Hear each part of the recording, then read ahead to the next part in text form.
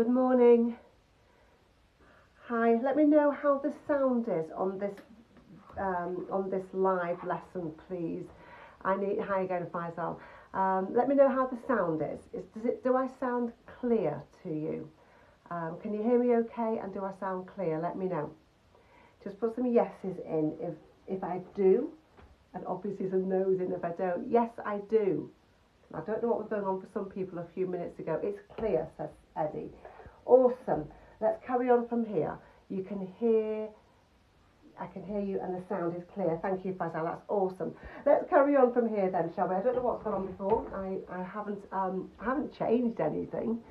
But as long as you can hear me, that's brilliant. Now I've let a few more people join.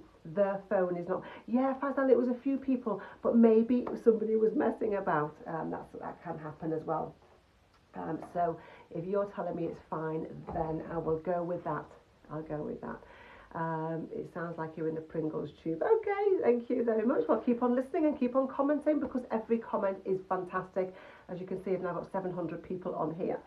So all these comments are really, really helping. So keep commenting, guys, and keep double tapping the screen to give me some likes because that really helps this live get phone.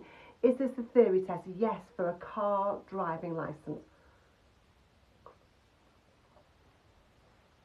If you failed your theory 6th time, then make sure that you pass it on your 7th time by doing something different to what you did last time. Now, this course is an option for you. This course I've just pinned it below for you. And it's something different that you can do if you choose to. You could read the books instead. You could have a one-to-one instead. You could ask your driving instructor for help instead. Or you could go through this course, go through every step of it, and you could be like everybody else that's been through every step of it and you'll pass. Good luck, Shireen, for today. Okay, awesome. So I've already been through. Is it your first time watching me? So let me know, is this your first time watching my live? And we'll get started with some thanks, Faisal. We'll get started with a couple of questions and then we'll get started with the first lesson. And the first lesson is traffic light technique. I've started the live again, so it's not the same question again. I've started the live again. Is it your first time watching me? Let me know. Let's lots more people join. Give them a couple more minutes to join because if they missed the traffic light technique, they'll be saying, can you go through it again? So I'm giving people the opportunity to get logged into this or signed in, whatever you say it, to this live lesson. Loads of people watch me for the first time, so what I'll do is I'll tell you who I am while you tell me where you're watching me from, because I love to see all the places from all over the country. So whether you've told me before, Zoe, there's nothing wrong with my mic. There's lots and lots of people telling me my sound is okay, and 1 or 2 people telling me it's not. So it must be something to do with your phone. So hi from Birmingham and London and Newcastle on Tyne and Sunderland. When you finish your worksheet, it's yours to keep. Just keep that worksheet for yourself. My name is Annie. I'm an ADI. That means I'm a driving instructor and I'm an approved driving instructor. I'm also hi from Hertfordshire and Sheffield and London. I'm also an audit trainer. That means I'm on the official register for driving instructor trainers. And I'm also a theory test expert. I'm just going to, if people are distracted, I'm just going to block that person. So if you want to see my course, then it's all there pinned for you. I'm a theory test expert. I've created theory test course.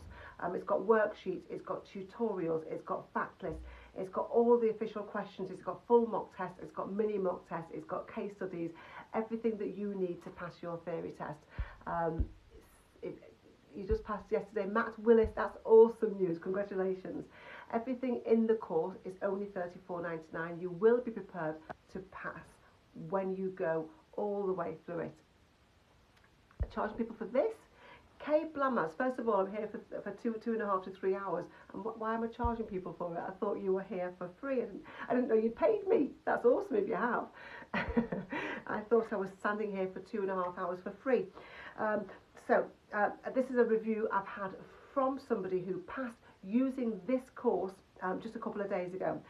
Thank you for your support with your TikTok and the courses. I passed today, 23rd of February. My full-time business is a driving instructor, Craigie baby. I'm a driving instructor, as I said just a second ago. So I teach people to drive. Another one here, I passed. I know you probably won't see this, but I want to thank you because your videos and lives helped me pass today, and I'm very grateful. So let's get on to a question. What does this sign mean? So let me know, what do you think this sign means? Started your course yesterday. That's awesome, Louis.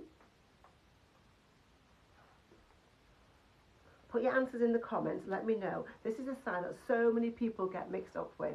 So what does it mean?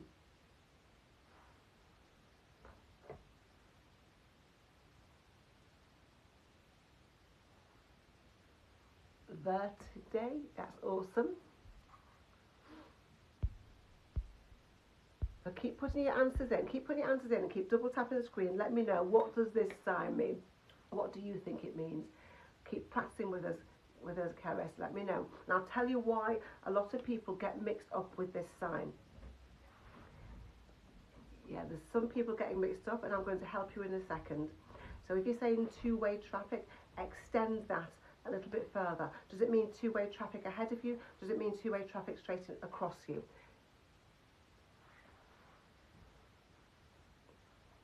Okay, so this sign here, this is the sign here, and people are getting mixed up between this sign and this sign. So I'm going to show you them together. You can see these two together. So this sign means two-way traffic straight across, crossing your route.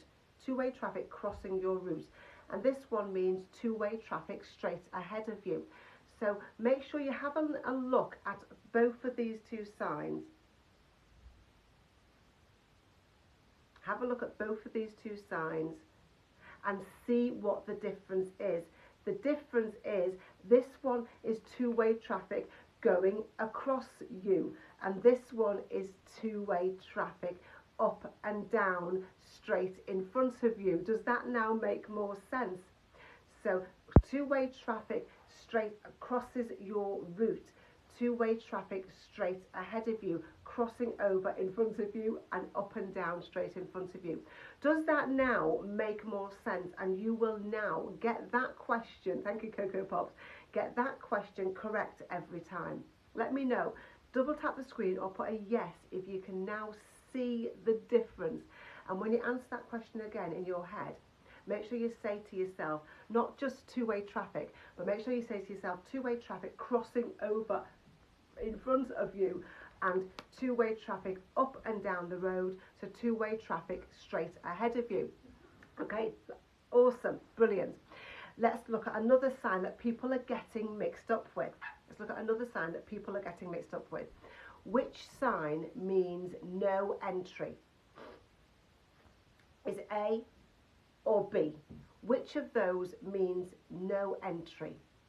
Is it A or B? That's A or B. So pop A or B in the comments and let me know what you think the answer is. Again, if you get this wrong, don't drive. This is for people who don't drive yet.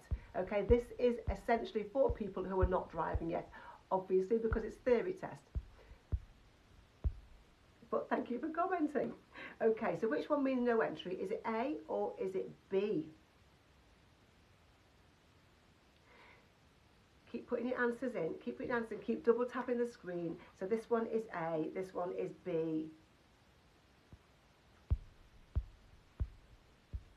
Awesome. Okay, so the correct answer there is A. You're absolutely right. A means no entry. A lot of people are saying that when I put this sign up that it means no entry. What does this one mean, guys? To help the people that that don't drive yet. Dead end, but what's it mean? How would they put it in the theory test? How would they put those words in the theory test? They wouldn't call it a dead end sign. What would they call it? Do you know? Yeah, Jordan. They call it a no through road. And Fox Francis, they call it no through road. A no through road, it does mean a dead end. If you drive down this road, then You can drive down this road, that's absolutely fine, but you can't turn left or right at the end of the road. It comes to a dead end. There's nothing but houses or fields or something at the end of the road. Okay, so no entry, no through road. You can drive down this road. Okay, so they call it Henry, yeah, no through road. Awesome. Let's move on to the lesson. Let me just reintroduce myself for those of you who just joined, and you can reintroduce yourself and let me know where you're watching me from. How do you get out of a no through road? You turn around. It's just you've been to down cul-de-sacs, haven't you? If you're a driver or even if you're a passenger, you just turn around at the end. Do that at the end of my street. Do that at the end of my mum and dad's street. You just have to turn around and come back the same way. Cool. My name is Annie. I'm an ADI. That means I'm an approved driving instructor. I run a driving school in Cheshire. I'm also an audit trainer. Hello, Anne-Marine. How are you? I'm from Hertfordshire and West London and Basildon. Henry from England. England. That's a bit broad. Okay. I'm an audit trainer. And I'm also a theory test expert. Hi, Barry from Warrington. That's what I'm doing here now. I'm helping you to pass your theory test. I'm making theory easy for you. I've created a course that if you want a step-by-step guide, a step-by-step process to make sure that you pass your theory test on your first or your next attempt, have a look at this course because it will help you be 100% prepared to pass. It's only £34.99 while I'm live. Like I say, you'll be 100% prepared to pass if you go all the way through it. Because I've got lots of lessons in it, like this one I'm going to share with you right now. So this question I want to share with you is because lots of people are memorising the answer, and that doesn't help you to get it correct in your actual theory test if you're memorising the answer. Because in the theory test, it will be asked differently. And also people are not actually understanding the wording of the question. So the question is, when may you enter a box junction? When there are fewer than 2 vehicles ahead. When your exit road is clear. When traffic signs direct you. So pop your answer in there. And I also want to know how much you properly understand box junctions. Megan, it makes sense, but you don't have to. My daughter didn't, okay? Most of my learners do, so it's entirely up to you. So is the answer A, B or C? So put lots and lots of comments in for me, guys. Lots of comments in for me to help me. I want to know what you know. And if every single person knows, then I can skip to the next thing that I've planned for this morning, which would be my traffic light technique. Stay with me. If you struggle with the motorway studs, then you stay with me because I'm going to help you learn and remember them super easily with my technique. Where in Cheshire am I? Knutsford. I teach my driving schools in Knutsford and Northwich and Chester. Okay, so let's go through box junctions and then we'll come back to the question and you will understand it so much easier. Okay, you've never heard of a box junction? Don't worry, I'm going to tell you what they are now. A box junction is looks like this one, yellow crisscross. Hi from Northwich, give me a wave if you see me. Yellow crisscross markings painted on the road. Okay, the stickers blocking the question. Swipe right, swipe your screen to the right. I can't get rid of the sticker, but you can. Okay, swipe right. Okay, so yellow box junctions are designed to keep parts of the road clear. So they don't want people stuck in that box junction. The rules of a box junction are really very simple. You should only go into a box junction or only enter a box junction if you're not going to get stuck in the box junction when the traffic lights change. Abby, you'll have to DM me, please. So, rules of a box junction. Say this to yourself because some people think, oh, I can never learn about box junctions. Some of you understand them super easily, but some of you don't.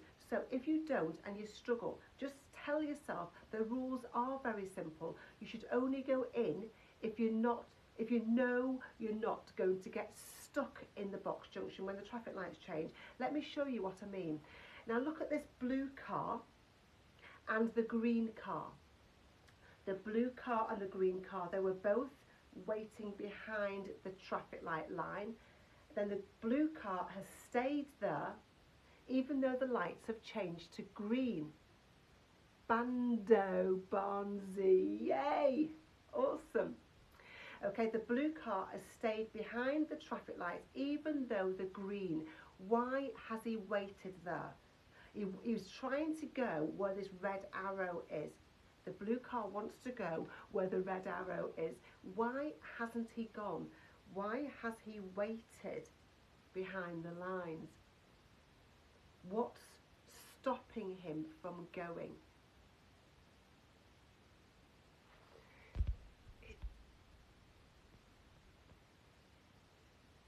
DD, I'll come into all of that now. It's not safe to go yet. He's got nowhere to go. That car there is stuck in traffic.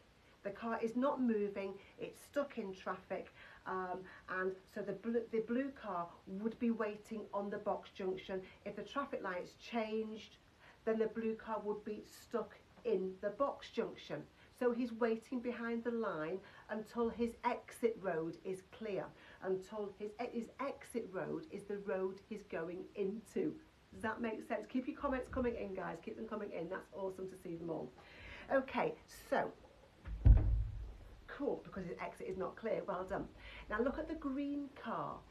The green car wants to turn right and to go where the blue arrow is pointing.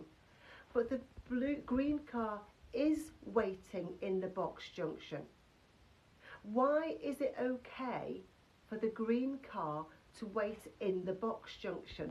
Does anybody know? Let me know. Why is the green car in the middle, P? Why is the green car in the middle? Because it's turning right. Look at where the green car wants to go. Yes, Lil. Look at where the green car wants to go. Is that blocked with traffic? It's not, is it? It's not blocked with traffic. So as soon as those white cars have gone past, the green car will be able to go. As soon as the white cars have gone past, the green car will be able to go. So the green car will not be stuck in that box junction when the traffic lights change. He's just waiting for the oncoming traffic to pass by. Does that make sense? Give me a thumbs up or a yes in the comments if that makes sense. The exit road, the green car is going right. His exit road, the road he wants to go into, is not blocked. He's just waiting for the white cars to get past. He will not get stuck in the box junction.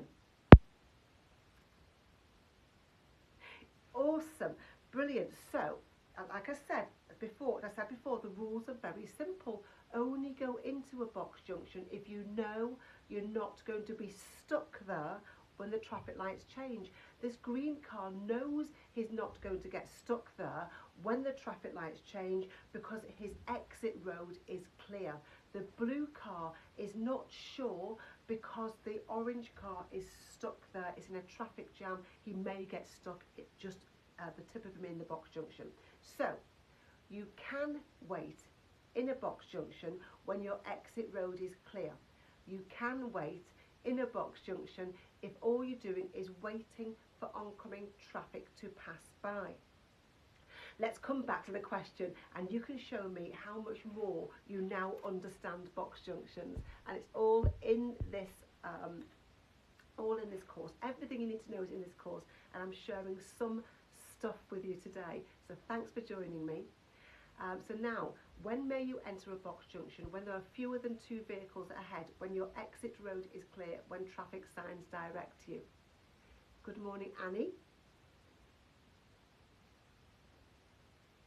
You passed 7 years ago and you don't know. And that's really great of you to pop on here and admit that, because learner drivers now have really good knowledge actually, because they have to know this stuff to pass the theory test. Unfortunately, some of them don't quite understand it, but that's what I'm doing here, helping. But yeah, they have much better theory knowledge. Okay, so the answer there is when your exit road is clear. You may enter a box junction when your exit road is clear. Remember, the exit road is the road you are driving into. Does that make sense? Awesome job, guys. Awesome job. Okay, another question related to box junctions, because I want to really properly make sure you understand this before I move on to my first lesson today. When may you stop and wait in a box junction? A, when oncoming traffic prevents you from turning right. B, when you're in a queue of traffic turning left. C, when you're in a queue of traffic going ahead. D, when you're on a roundabout. Pop your answers in. I'll be back in a tick.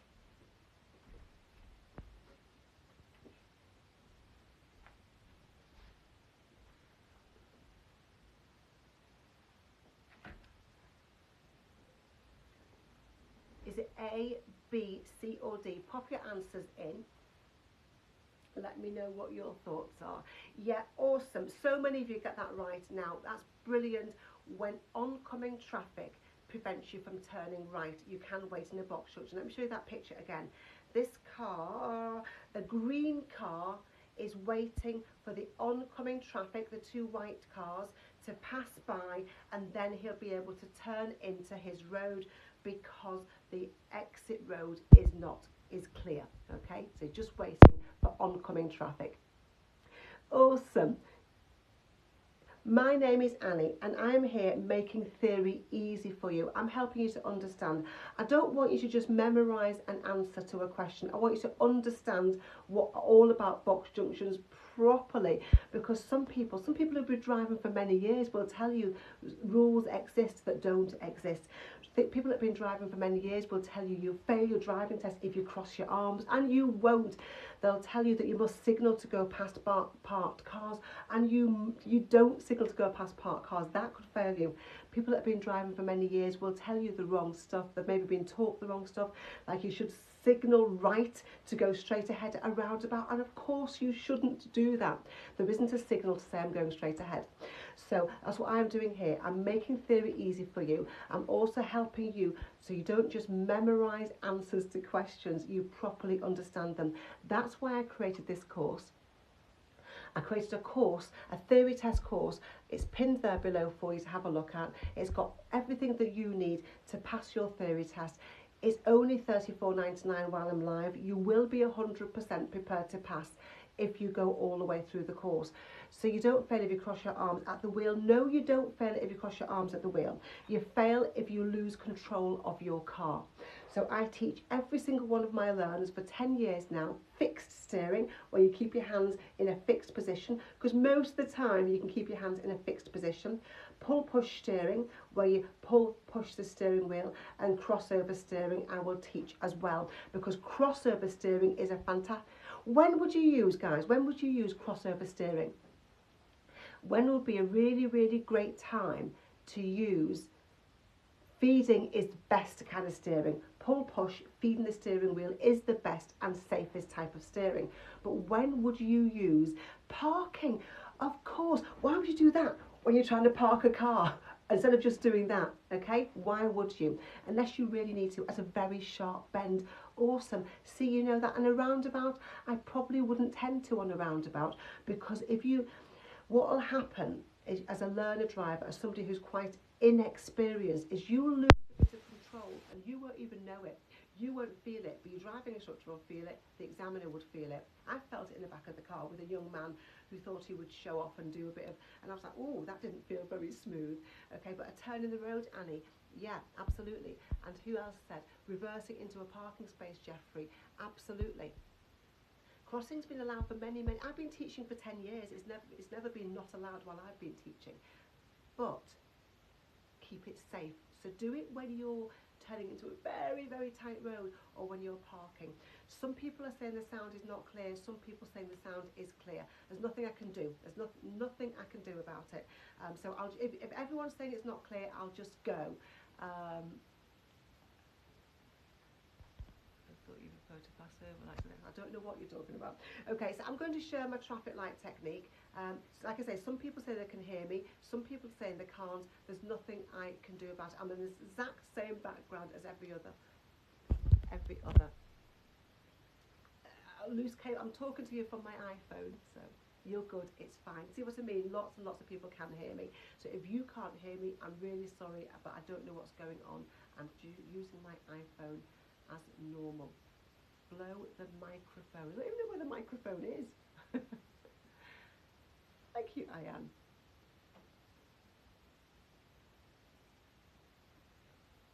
Okay, it's fine with a lot of people, thank you. So I'm going to show now my traffic light technique. I'm going to stand up because I love to share this with you. This is going to help you to learn the colours of the motorway studs super easily. You're going to find them really easy. First of all, before I start, tell me who struggles with colours of the motorways. Thanks, Eddie. Who struggles with remembering the colours of the motorway studs? Who struggles with them? Click on the link below to subscribe to my YouTube channel. Whoever struggles with them, let me know. Just put a yes in the comments or a no if you don't struggle. Or a me, you love motorway studs. It's great, isn't it? When you know them, you don't know anything. You know a lot of stuff. You know how to write. You've just written this message in there. You know a lot. Though you learned it in my last lesson, I'm sorry you already know it, but I'm going to share it with you again now. So, awesome, Ellie. Join in then, put lots and lots of comments in, lots and lots of likes, lots and lots of double tapping the screen, guys, and that will really help me, and it keeps me motivated, especially when I've got lots of people saying they can't even hear me. That is a little bit frustrating. So, okay, so first of all, some people will say, well, what even are motorway studs? What are motorway studs? You tell me, guys, what do you think? What do you know that motorway studs are? Because there's some people on this live who are not even from this country. Some people in this live who live in the middle of rural places and they don't know what motorway studs even are. Some people might be 15 or 16, they've no idea what motorway studs are. Yeah, okay, awesome. So a lot of people call them cat's eyes. I always call them cat's eyes. Like with twins, have you got twins? I always call them cat's eyes. And what they are is there are studs, little studs that are in the tarmac between the lanes on a motorway. And people call them cat's eyes because when your car lights shine on them, they shine up like cat's eyes would shine up, the eyes in a cat would shine up. Okay, so and they're different colours. They're different colours so that you know what lane you are in if the weather is bad. If it's dark, you know what lane you're in because you can see the motorway studs. It's really important that you know what lane you're in if it's dark, because keep double tapping the screen, guys. Thank you for all the likes. Because if, for example, you want to overtake somebody and you've forgotten, because you've been going for a long time, you've forgotten that you're in lane 3, you could crash into the barrier. If you're waiting to come off the motorway and you don't know what the studs are, the colour of the studs are to come off, you could miss your exit. So that's why you need to know what the colours are. So answer me this question and then we'll get into the lesson part of it. What colour are the motorway studs between lane 1 and the hard shoulder? So let me know what your answer is here. What colour are the motorway studs between lane 1 and the hard shoulder? So if you don't know, just put IDK for I don't know. Have a go at it, put a question mark if you're not quite sure, and I'm going to make it super easy for you.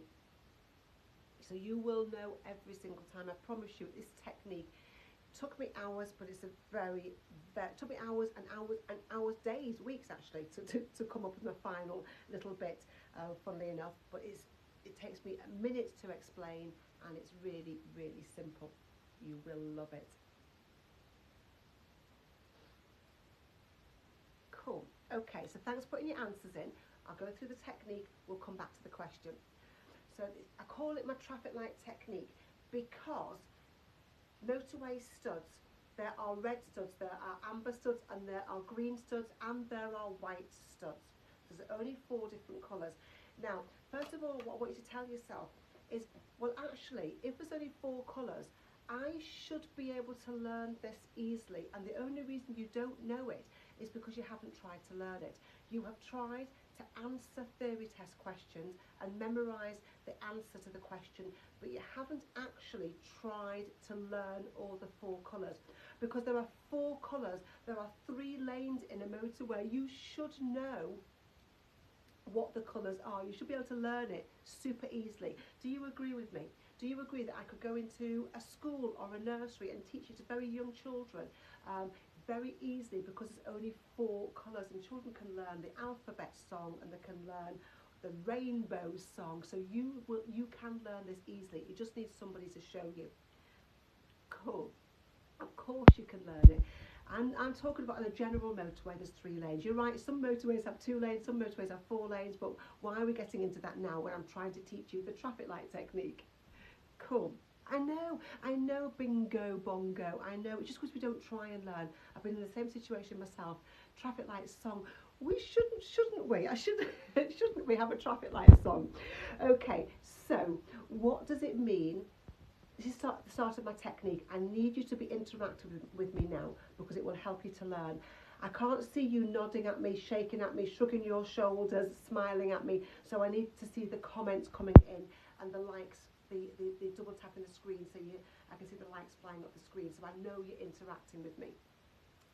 What does it mean if the red traffic light shows? So pop your answer in there, let me know, because popping it in there, saying it out loud will help you with this technique. What does it mean if the red traffic light shows?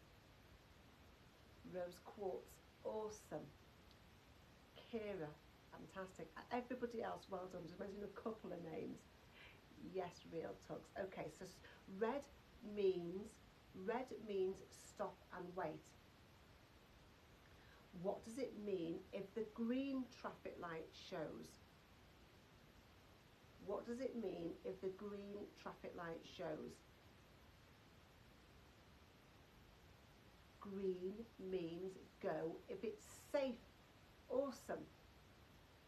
And green means go if it's safe. Brilliant. And what does it mean if the amber traffic light shows? I want to make sure that you're getting this one right now, guys. What does it mean if amber traffic light shows?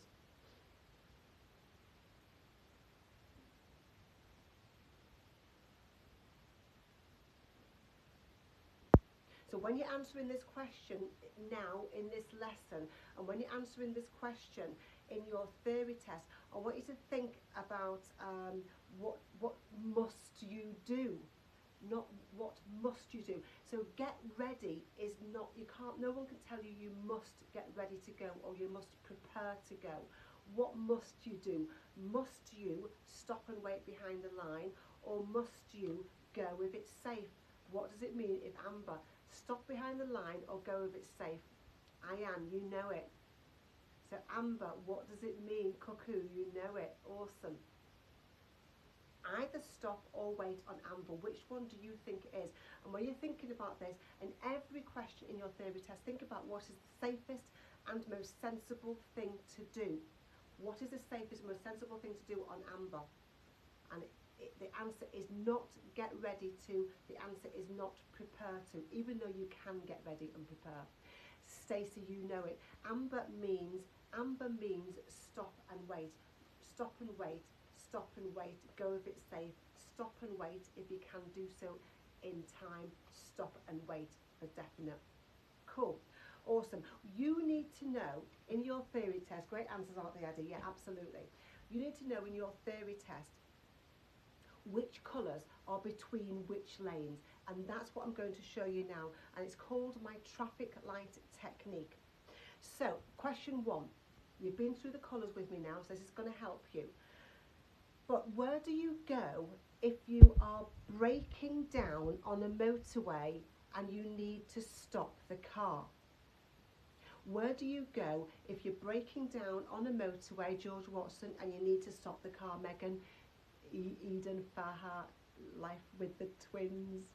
Yeah, absolutely. If you need to, if you are braking down, if you're driving down the motorway and your car's braking down and you're going to have to pull up, you're going to have to stop and wait for help, you go on to the hard shoulder. you go into the hard shoulder.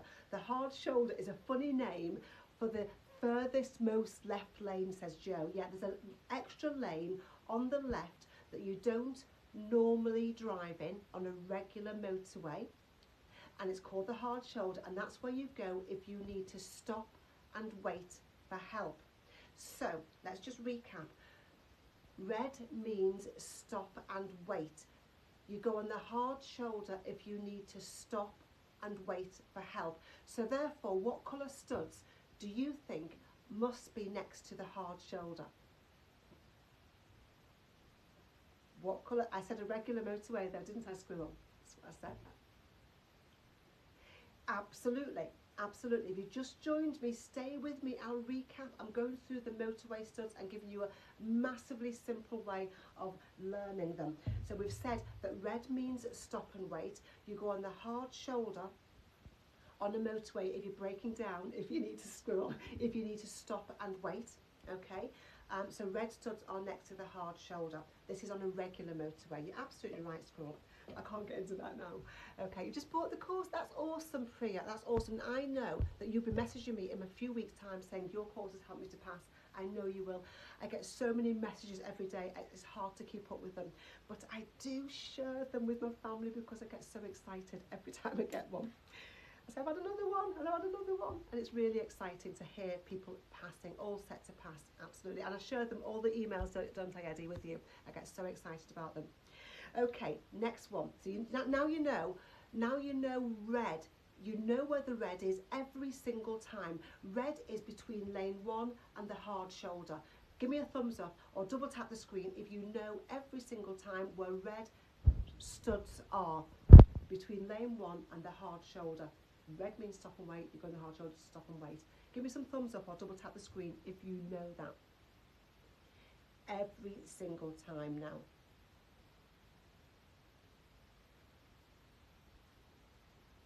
Awesome. Next colour. That's one colour you've learned. There's only 4, so there's only 3 left to learn. You know one of them already. Okay, what is the lane called that you use to go on or to go off a motorway? There's a special lane that you use to enter and a special lane that you use to exit a motorway. So to go on and go off a motorway. Don't worry, little baker, it'll have a recapping. The special lane you use to, it's called a slip road. You use a slip road when you want to go on a motorway. You use a slip road when you want to go off a motorway, don't you? You use a slip road to go on and go off a motorway. Green means go. So what colour studs do you think must be next to the slip road? Slipping into the traffic. I've never thought of those words before. Slipping out of the traffic. Green studs are next to the slip road. Fantastic. Now, is this helping anybody? Let me know, is this helping you? So you now know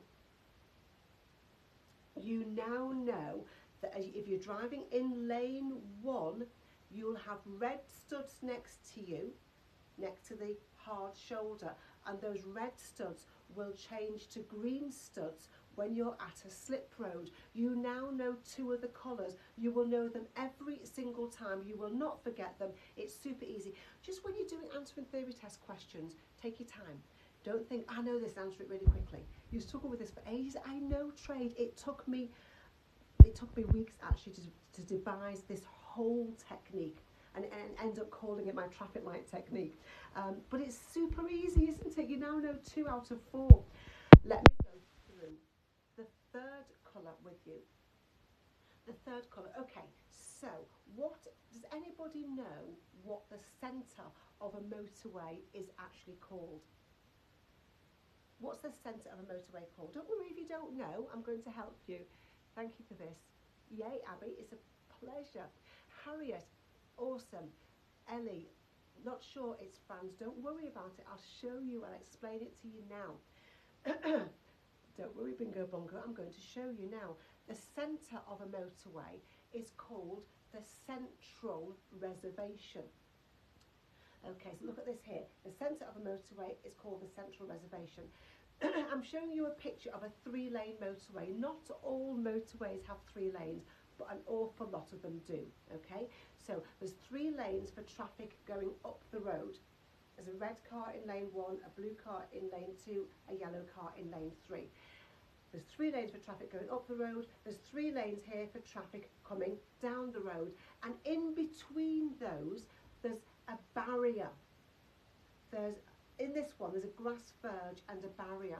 And that middle bit, that centre bit, is called the central reservation. Yeah, do you need to know this? Josh Warren, are you going to be a driver? Of course you need to know this, awesome. Yeah, so the little bit is called the central reservation. Just centre, central reservation. Avoid M6 junction 9. Is that where Eddie got stuck, Eddie, yesterday? On Rosie's birthday. Okay, centre of the reservation, centre of the motorway, central reservation. Do you get that? Do you get that? Because you need to know what that bit's called. Dual carriageways also have a central reservation, a bit that separates traffic going up the road and traffic going down the road. Carriageway just means road. Carriageway just means road, that's all it means. Giorgio, do you have a driving instructor? Because your driving instructor will be over the moon. When we get a 0 faults, we are over the moon. Giorgio's got 0 faults on their driving test, and we are over the moon when we get that. Okay, so the centre of a motorway is called the central reservation. Okay, let me carry on with the technique. Looking at my traffic light technique, we know where red studs are, we know where green studs are. Red is the colour at the top of my traffic lights. Green is the colour at the bottom of my traffic lights. The colour in the centre of my traffic lights is amber. Amber is in the centre of the traffic lights. So what colour studs do you think are next to the centre of the motorway? If amber's in the centre of my traffic lights, what colour studs are next to the centre of the motorway, do you think? Stacey, awesome. Neela, awesome. Tariq, awesome. Charlotte, fantastic. Awesome, yeah, brilliant. So amber studs are next to the central reservation. Fantastic. So that's 3 colours out of 4 that you now know every single time. The only other colour that you need to know are white. White ones are the easy ones. White studs are just between the lanes. Look at the yellow car in the picture. It has white studs to one side of it, white studs to the other side of it. That means it's in lane 2. White is just between the lanes. Now you know all 4 colours. You know all 4 colours, so let's see if you can answer these questions now. Thank you, Abby. Okay, first question, you know them now, but I'll recap if you've missed them, so don't worry if you've missed them, I will recap. It's super easy, honestly. What colour are the motorway studs between lane 1 and the hard shoulder? Put your answer in, and then I'll let people know who haven't seen how everybody seems to know the answer. Keep putting your answers in. What colour are the motorway studs between lane 1 and the hard shoulder?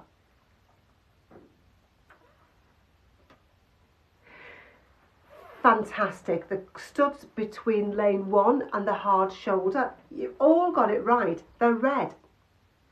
Red means stop and wait. Red traffic lights means stop and wait.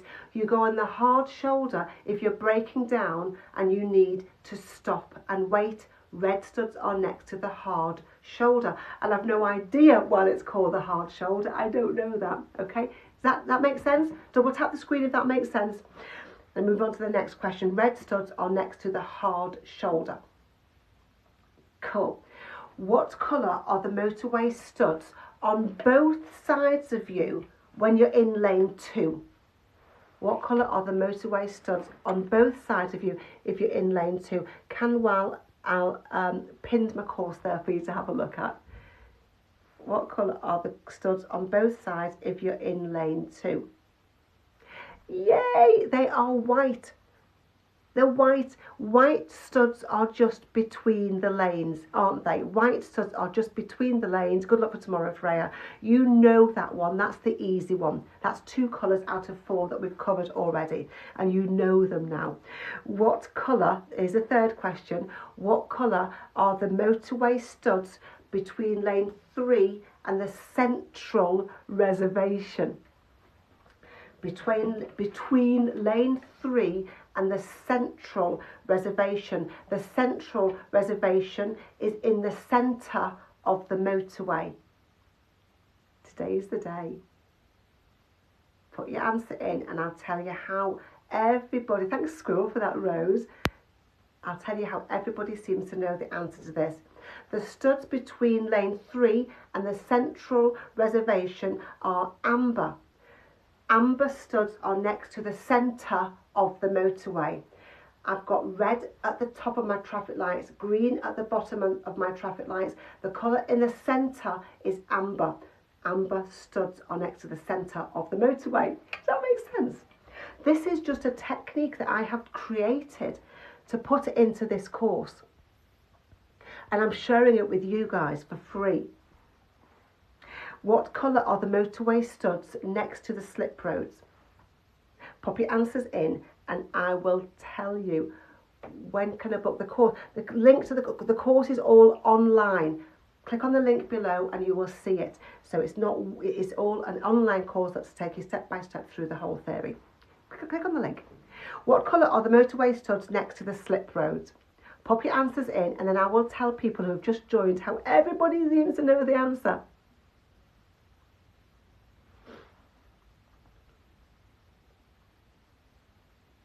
Cool. The traffic light studs next to the slip roads are green. How do we know that? How does everybody know that? Okay, so green traffic lights is my traffic light technique. Green means go if it's safe. Green means go. You use a slip road to go off a motorway. You use a slip road to go on a motorway. Green studs are next to the slip road. Oh my goodness. Oh, thank you. What's that dartboard? Bingo bongo. Thank you. So that's my traffic light technique. That's it. Simple as that. I've just told you where the 4 different colours are, but I haven't just told you where they are. I've created a technique to help you remember where they are every single time forever. If that technique has helped you, can you please put a comment in? Thank you, Squirrel.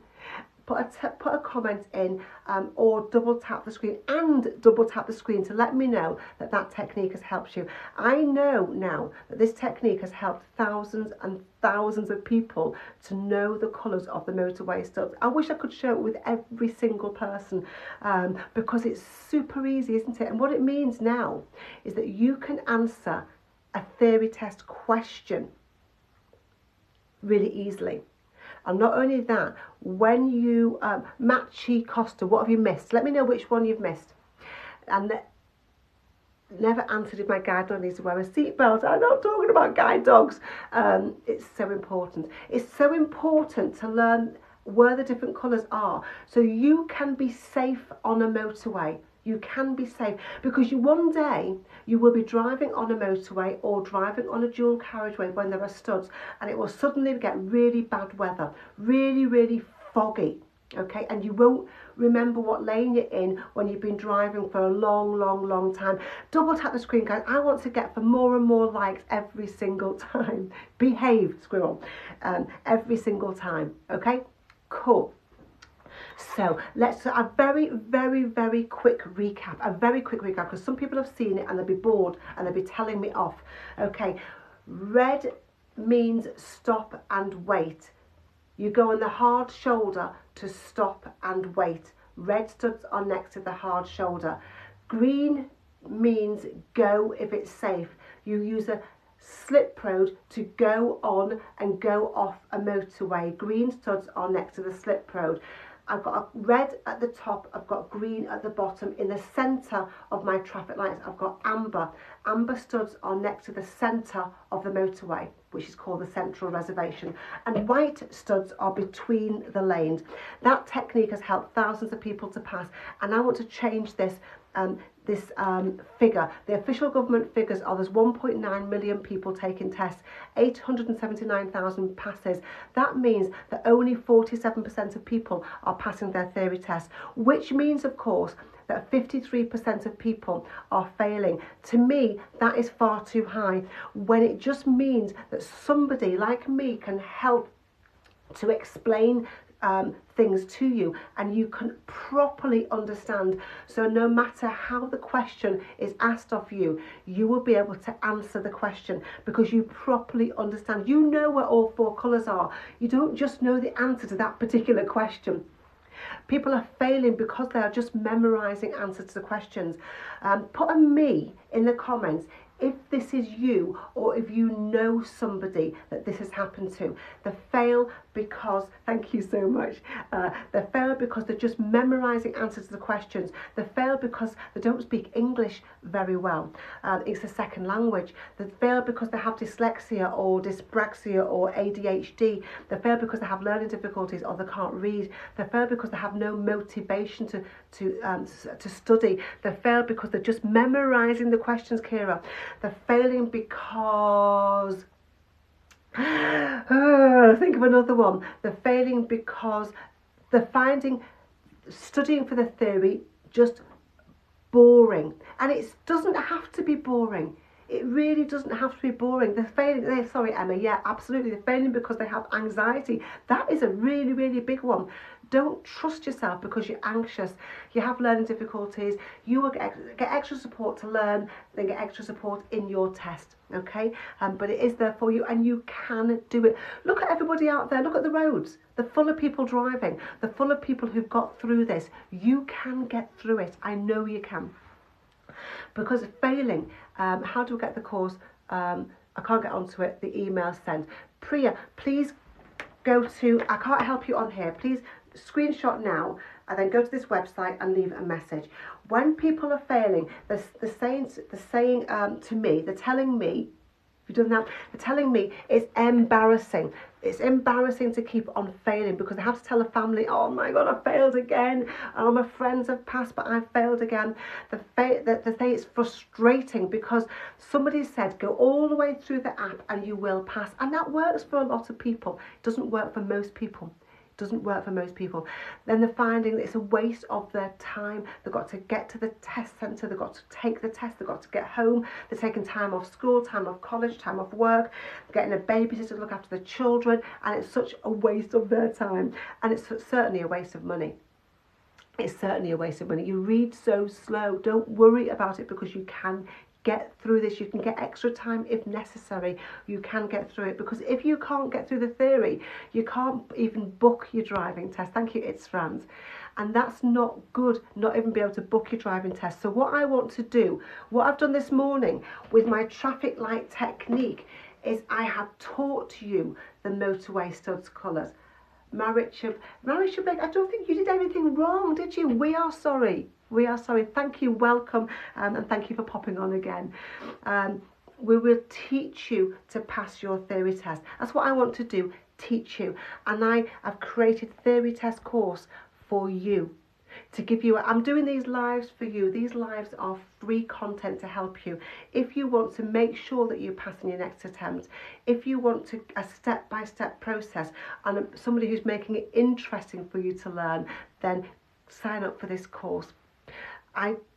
Stopping distances aren't covered in the theory test anymore. They've been out of the theory test for a long time now, Charlotte. You don't need to know them. In this course, I've got stuff like worksheets and video tutorials and case studies and mock tests and mini mock tests and all sorts of stuff. Okay, Charlotte, you will be 100% prepared to pass. Make sure whatever you are using is the most updated content. A long time, not whatever. You don't need to know those distances anymore. You make sure you're using the most updated questions. The DVSA have looked at my courses, and the DVSA have given me all the most updated questions. and they're all here printed out in that green folder. Okay, all the most updated questions, and no stopping distances are in there. They're out of the theory test. You will be 100% prepared to pass when you go through this course. It's had more than 5,000 passes so far. It's only $34.99 while I'm live. You're going to get the course and bonuses, but let me show you what's in it. Then I'll answer some questions, and then we'll go on to Lines Made Easy lesson. So stay with me. Let me show you what's in the theory test course and how you'll go through it to guarantee you're 100% test ready. Go to the introduction first, so you've got a really good understanding of what's expected in the theory test and how to go through the course. There are 14 different theory test topics. Let me show you what's in the accidents topic. You can download and print off a worksheet to fill in if you want to. You can fill it in while you're watching the video tutorials. Then you can listen to a fact list before you go and have a go at all of the official DVSA practice questions for that topic. When you've got all of the questions correct, have a go at the mock test for that topic. And when you get 10 out of 10 in the mock test, move on to the next topic and go through all of the topics in the same way, so that by the time you get to the case studies and the full mock tests, you'll find answering the questions easy. I'm just answering somebody's question. Said, do I always come on at 9? And I said, yes, at the moment. For this week, I've come on at 9, Monday to Friday. Next week, I will probably do the same. I'm going to assess how many, good luck life with the twins. I'm going to assess how many people joined me, how many people interacted with me, because that's really important. If people are not interacting, then I will think of different ways, different times to come on. Okay, so that's what I'm going to assess, how many people are liking, how many people are engaging with me. No sharp foodies, I'll do what topics I need to do and what I've planned. If you want different topics, then please go into and sign up for my course. The course has everything there you need. If anybody here, do you suffer from anxiety, or do you know somebody who suffers from anxiety? Let me know. Linda, much fewer people join me in the evenings, and loads more people are very silly in the evenings, very silly, and it's very hard for me to get on with what I'm doing. That's why I don't do I have been like every evening this week at 6 o'clock, most evenings, but there's too many people being silly in the evenings. It's really hard. Okay, I used to, after the hypnosis course, I don't suffer from anxiety anymore. That's awesome. I have videos on YouTube and live on YouTube as well occasionally. So I realise that so many people were suffering from anxiety many years ago, and I realised that there were failing tests, driving and theory, because they were anxious, not because they didn't have the ability or didn't have the knowledge. And so what I did is I became an NLP master practitioner, and I created then techniques to help people get rid of anxiety so they could go to the test feeling calm and feeling confident. Good morning, Scott. Oh, so much that thing. Feeling calm, feeling confident. And the techniques in my course, the great thing is if you use the techniques, the 3, 4, 5 days leading up to your test, you will get rid of your anxiety. You must do the work, but the techniques will help you to get rid of the anxiety so you can feel confident about what you know, because people second guess themselves. They know something and they don't trust that they know it because they feel anxious, and you can get rid of that. Techniques to help you score well in your hazard perception test are in the course. Techniques to help you answer any multiple choice question, my 5-step technique, is in the course. And you're going to get free bonuses if you sign up now while I'm live.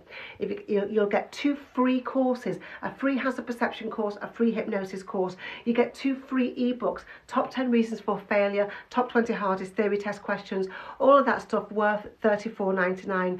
You only pay once for the course. It's all online. You pay once. You use it for as long as you need it. Most people take between 2 and 6 weeks to go through it. Some people go through it in a week. I've heard of people go through it in about 4 days. I recommend you give yourself at least a week. And I recommend you go all the way through it, of course, although not everybody does. As soon as you sign up, you'll get an email. The email will take you to the Test Buddy website. You log in and then log into the Test Buddy website, and then you'll go to your theory test course. Go through it from the beginning. Sana Karim, awesome. Go through the course from the beginning and you'll start to see and hear how you're going to pass really quickly. This person did, Amy. Amy said, hello, I know you probably won't see this, but I want to thank you because your videos, lives helped me pass today and I'm very grateful.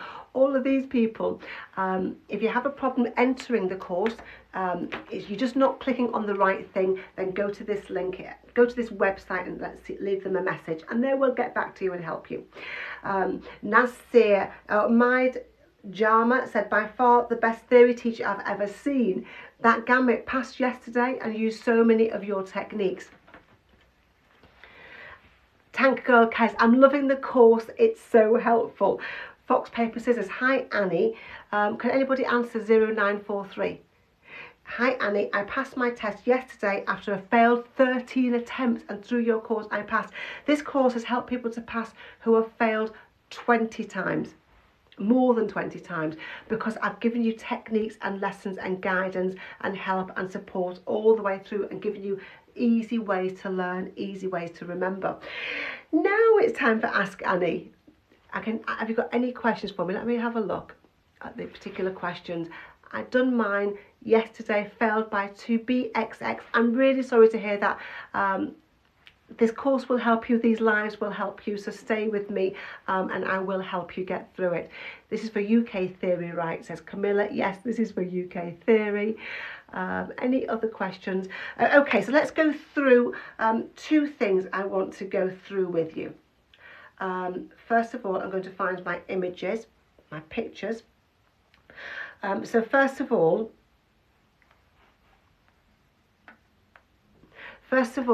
stopping distances. Stopping distances aren't in the theory test anymore. They're not in there anymore. They were taken out a long time ago. I developed lessons all about stopping distances and really, really easy methods to help you learn stopping distances. And while I was doing that, they took stopping distances out of the theory test. That was quite frustrating for me because I devised awesome techniques to help you learn them. But that's good that you don't have to learn them anymore. But what you need, I'm sorry, TXRA, honestly, this course will help you to pass next time. These lives will help you as well. What you need to know is what will affect how quickly your car comes to a complete stop. So, can anybody answer me? What will affect how quickly your car comes to a complete stop? Can anybody put an answer in here? Thank you, TX. Icy roads, absolutely. On icy roads, the stopping distance is 10 times the normal distance, and 10 times the normal distance is 20 seconds. Normally it's 2 seconds. On icy roads it's 10 times the gap, which is 20 seconds. The weather, awesome. The tyres, yes, the condition of your tyres, the surface area of your tyres, the surface area of the road surface. Yeah, if the road is wet, if the road is icy, if the road is got gravel on it, that will mean it will take longer for your car to come to a complete stop. Anything else will affect how quickly. Sana Karim, tiredness. Yeah, if you're super tired, you're not going to react as quickly. Fantastic. Anything else? Anything else about the actual driver? If you've had alcohol not poorly Wally, yes, absolutely. Fatigue, tiredness, yes. The weather, medication, Maricha. If you're on medication, you need to check if that medication is going to make you drowsy. And if it does, then you shouldn't be driving. Cuckoo, having a headache.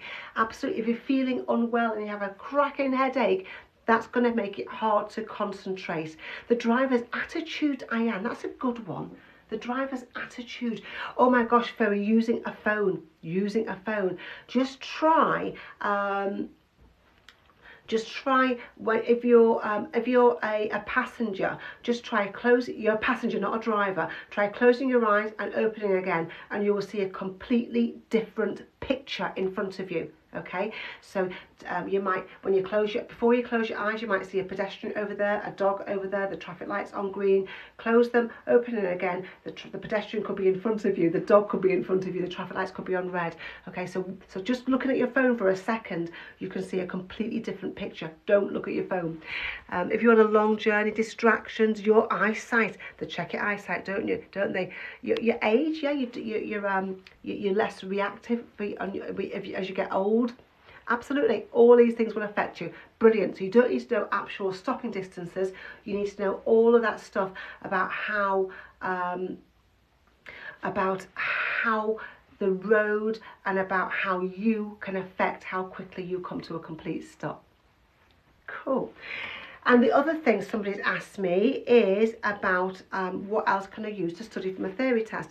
What can you use? Well, you can use these lives. I'm here for you at least 5 days, normally 6 days a week, to help you to pass your theory test. Follow me on TikTok. And you can see exactly when I'm live next, and you can join in some of these lives and help yourself. Follow me on YouTube by clicking on the link below. Click on the link to follow me on YouTube, and you can see lots more videos, lots of different videos, and you can also see these recordings. Single carriageway and double carriageway. Sharp foodies, what do you mean? Do you want to know the difference? Is that what you mean? People ask me, what other ways can I revise my theory test? You can read the theory test books. You can have a one-to-one with Chris Benstead. He is awesome. You could have a one-to-one with your own driving instructor. You can go through an app. That's what most people do. They go through an app. But there is a 53% fail rate. They go through an app where they've got all the questions, mock test, case studies, hazard perception. But what has my course got? You could go through my course. My course has got all the questions, the most updated ones, mock test, mini mock test and full mock test. It's got case studies, hazard perception, it's got actually 90 video tutorials, question techniques, hazard perception techniques, anxiety techniques, worksheets to fill in, fact lists to listen to, games to play to help make learning fun for you. How many questions on the highway code? The highway code doesn't have questions. The theory test has questions. Is that what you mean? You'll be asked 50 theory test questions. So let's have a look at that question that I was asked before I move on to my next lesson.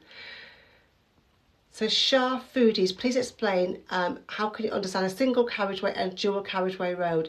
Who knows the difference between a single carriageway and a dual carriageway road? Who knows the difference between a single carriageway road and a dual carriageway road?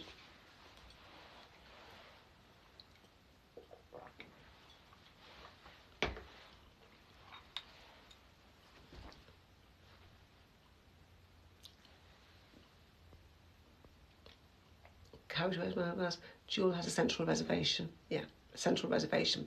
Yeah, okay, so that is what it is. You're exactly right. Well done, guys. That's awesome answers. So a single carriageway road is one road. You've got one or two lanes for traffic going up the road, one or two lanes for traffic going down the road. Okay, that's a single carriageway road.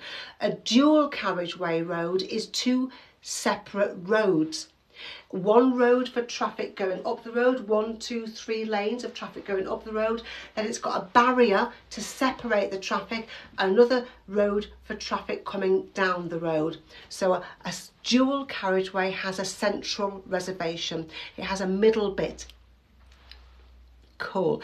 It's all in this course. You will learn everything you need to learn in this course, and it will make it all clear for you. It's taken me years to create. It's taken me thousands of hours to design techniques, create video tutorials, create explanations to help you learn and remember really, really easy. I teach you ways to remember stuff forever. in this course. I don't just give you the questions and the answers. Don't forget to subscribe to me, follow me on TikTok, follow me on YouTube. I do, but don't know how to explain. Cool, you're amazing, Annie. Thank you so much. My name is Annie. I'm a driving instructor. I'm an audit trainer. I have a driving school. I run a driving school in Cheshire. I'm also a theory test expert. I'm here to make theory easy for you. I've won an award, the most innovative driving school, for this course. I have won an award, Superior Achievement and Excellence, for my driving school. The dual carriage 78 must have been dual carriageway.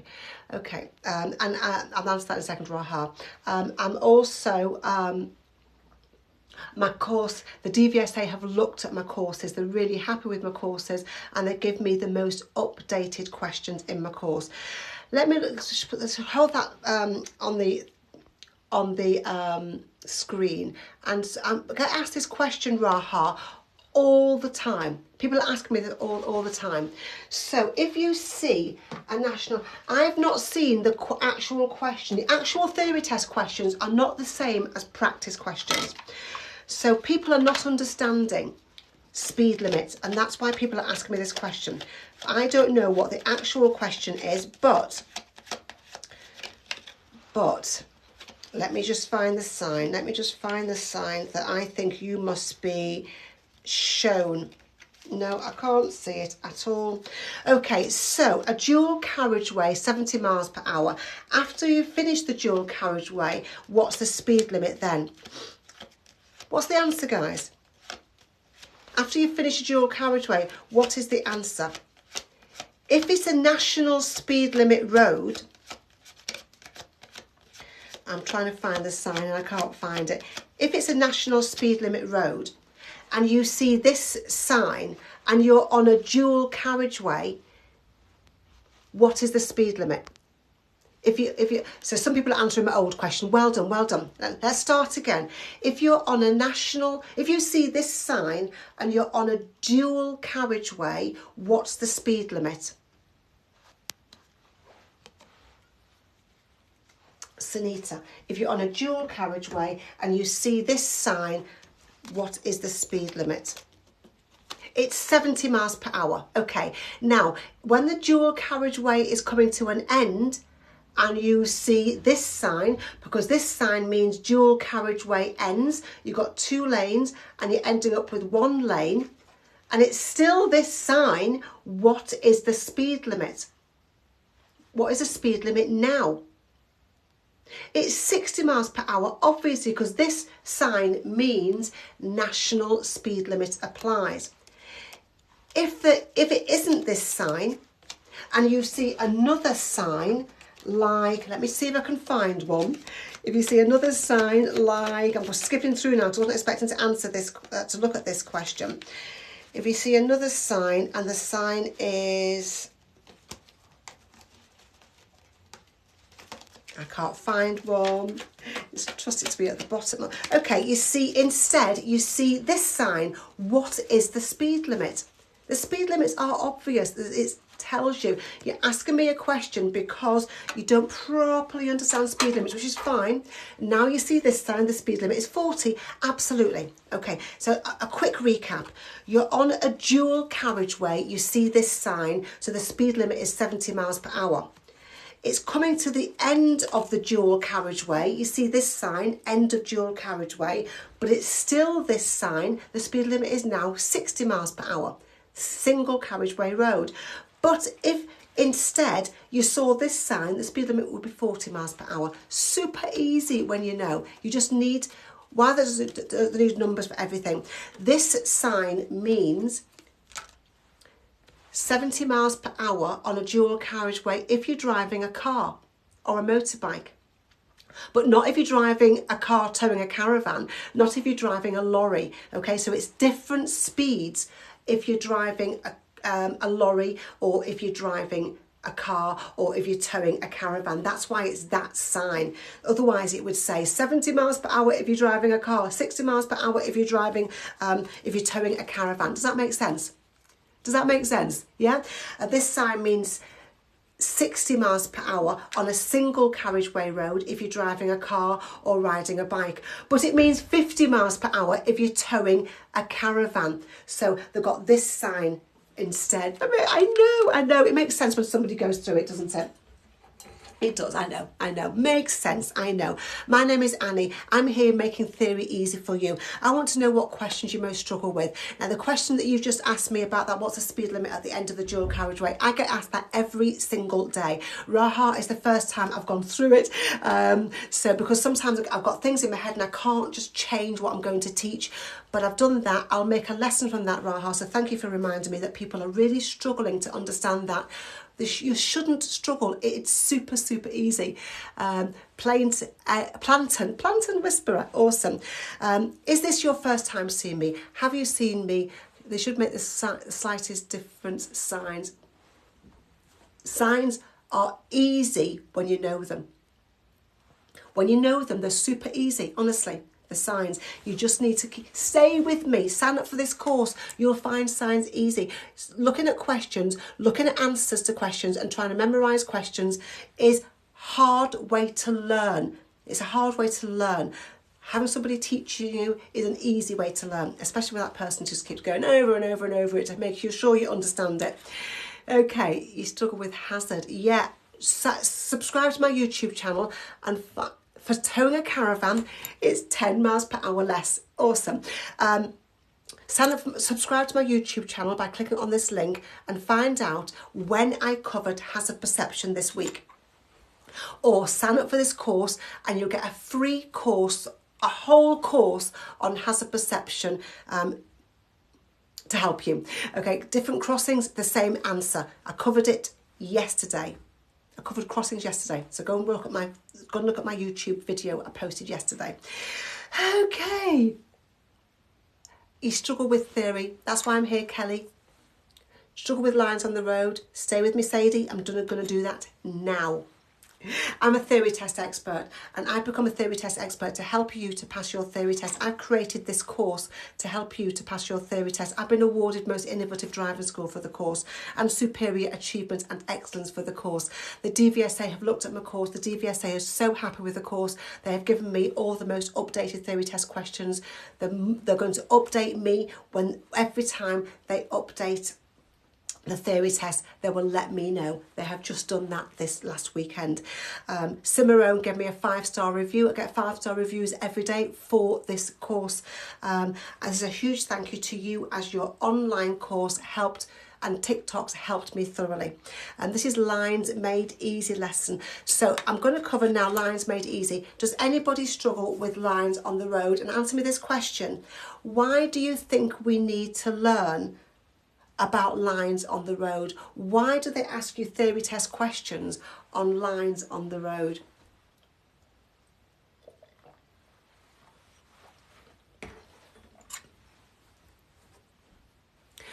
Hey, Josie, I'm halfway through the course and honestly can't recommend it enough. It makes it so much easier. Josie, thank you so much. I'm absolutely loving that comment. Thank you.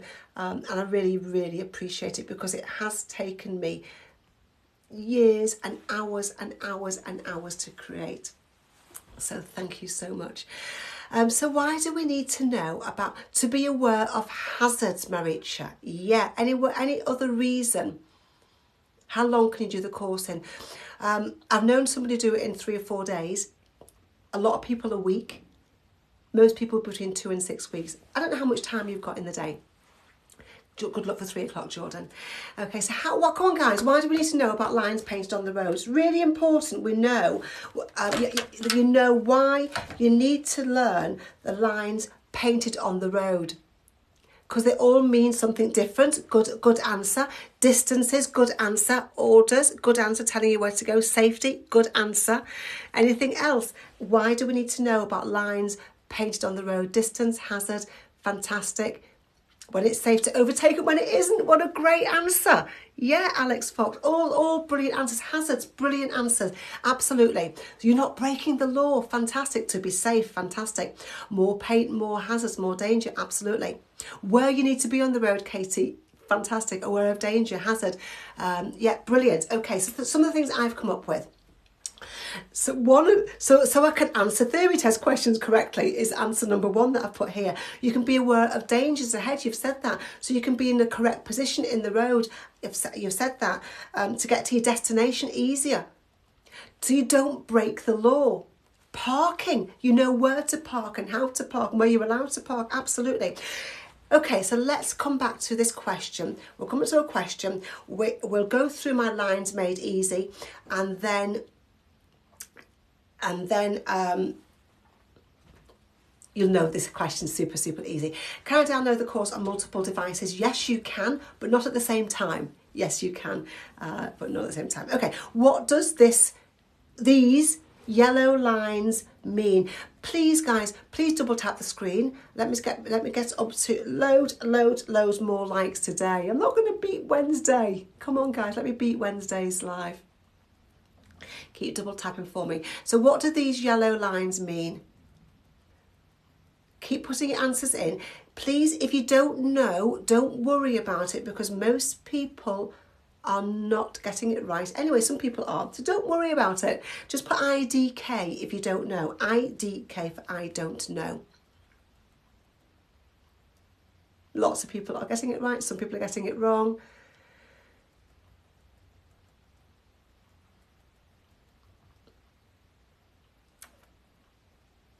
Awesome.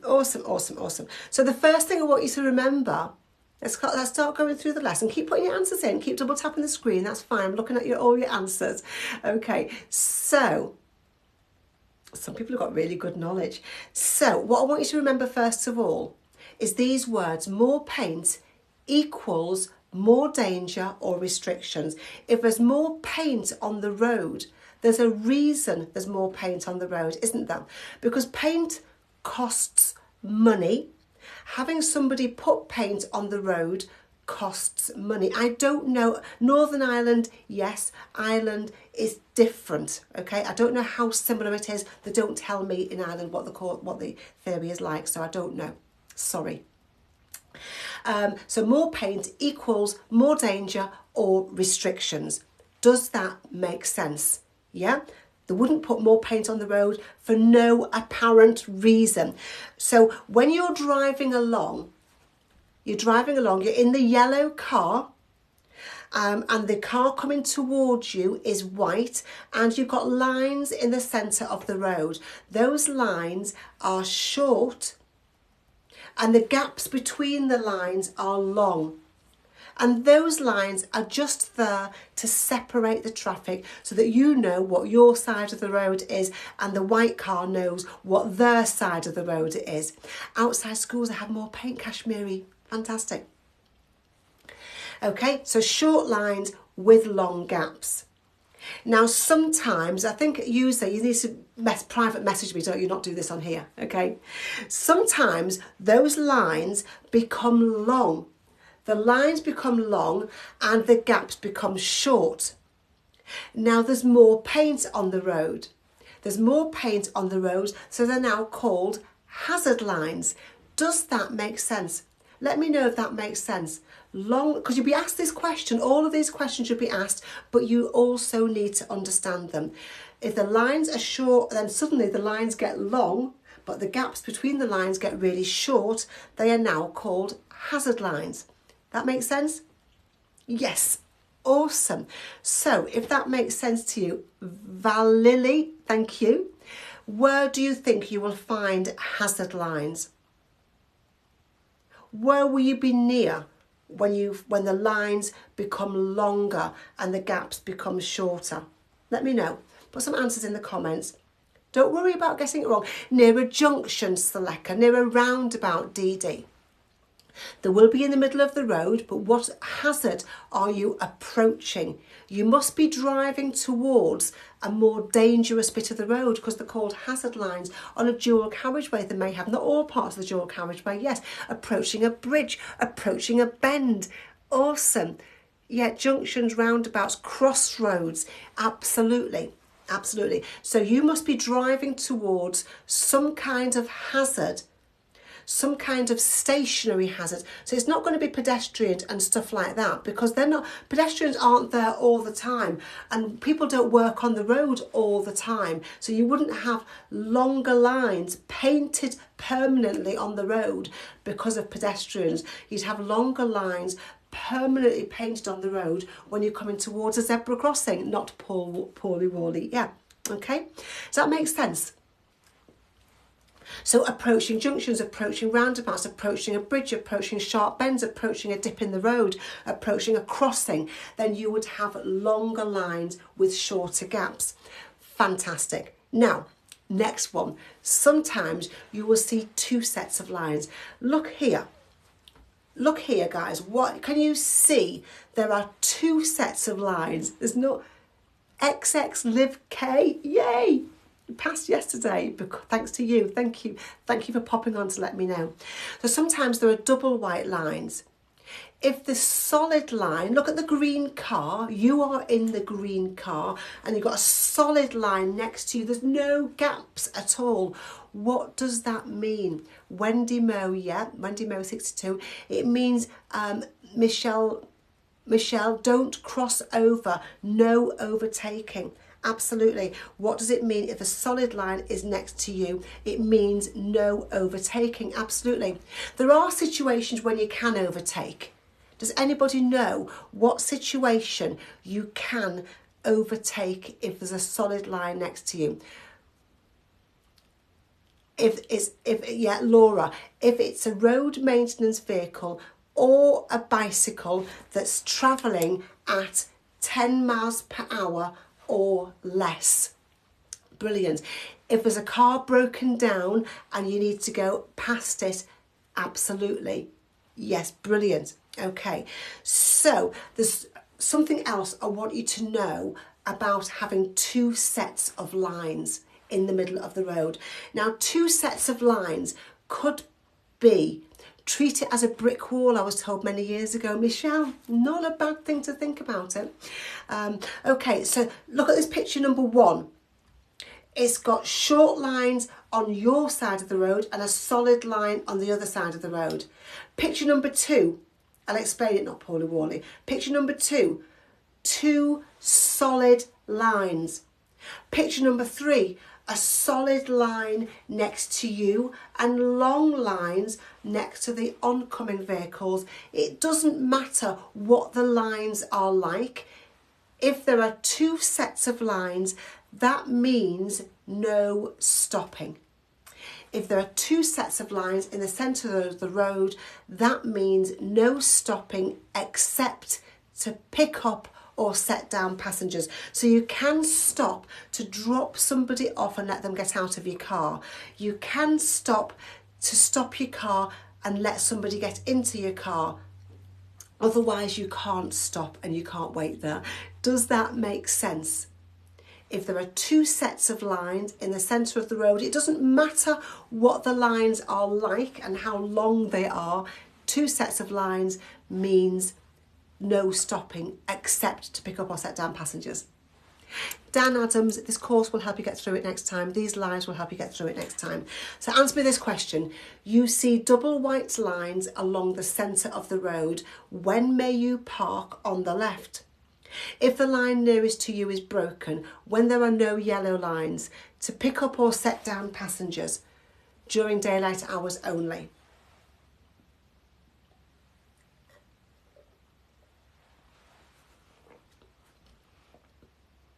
Yay! So many awesome answers. Double tap the screen when you got the answer. Double tap the screen when you got the answer. That is awesome. Well done. So if there are two sets of lines along the centre of the road, you may park on the left to pick up or set down passengers. It doesn't matter if they're both solid lines or one's solid and one's broken. That makes no difference.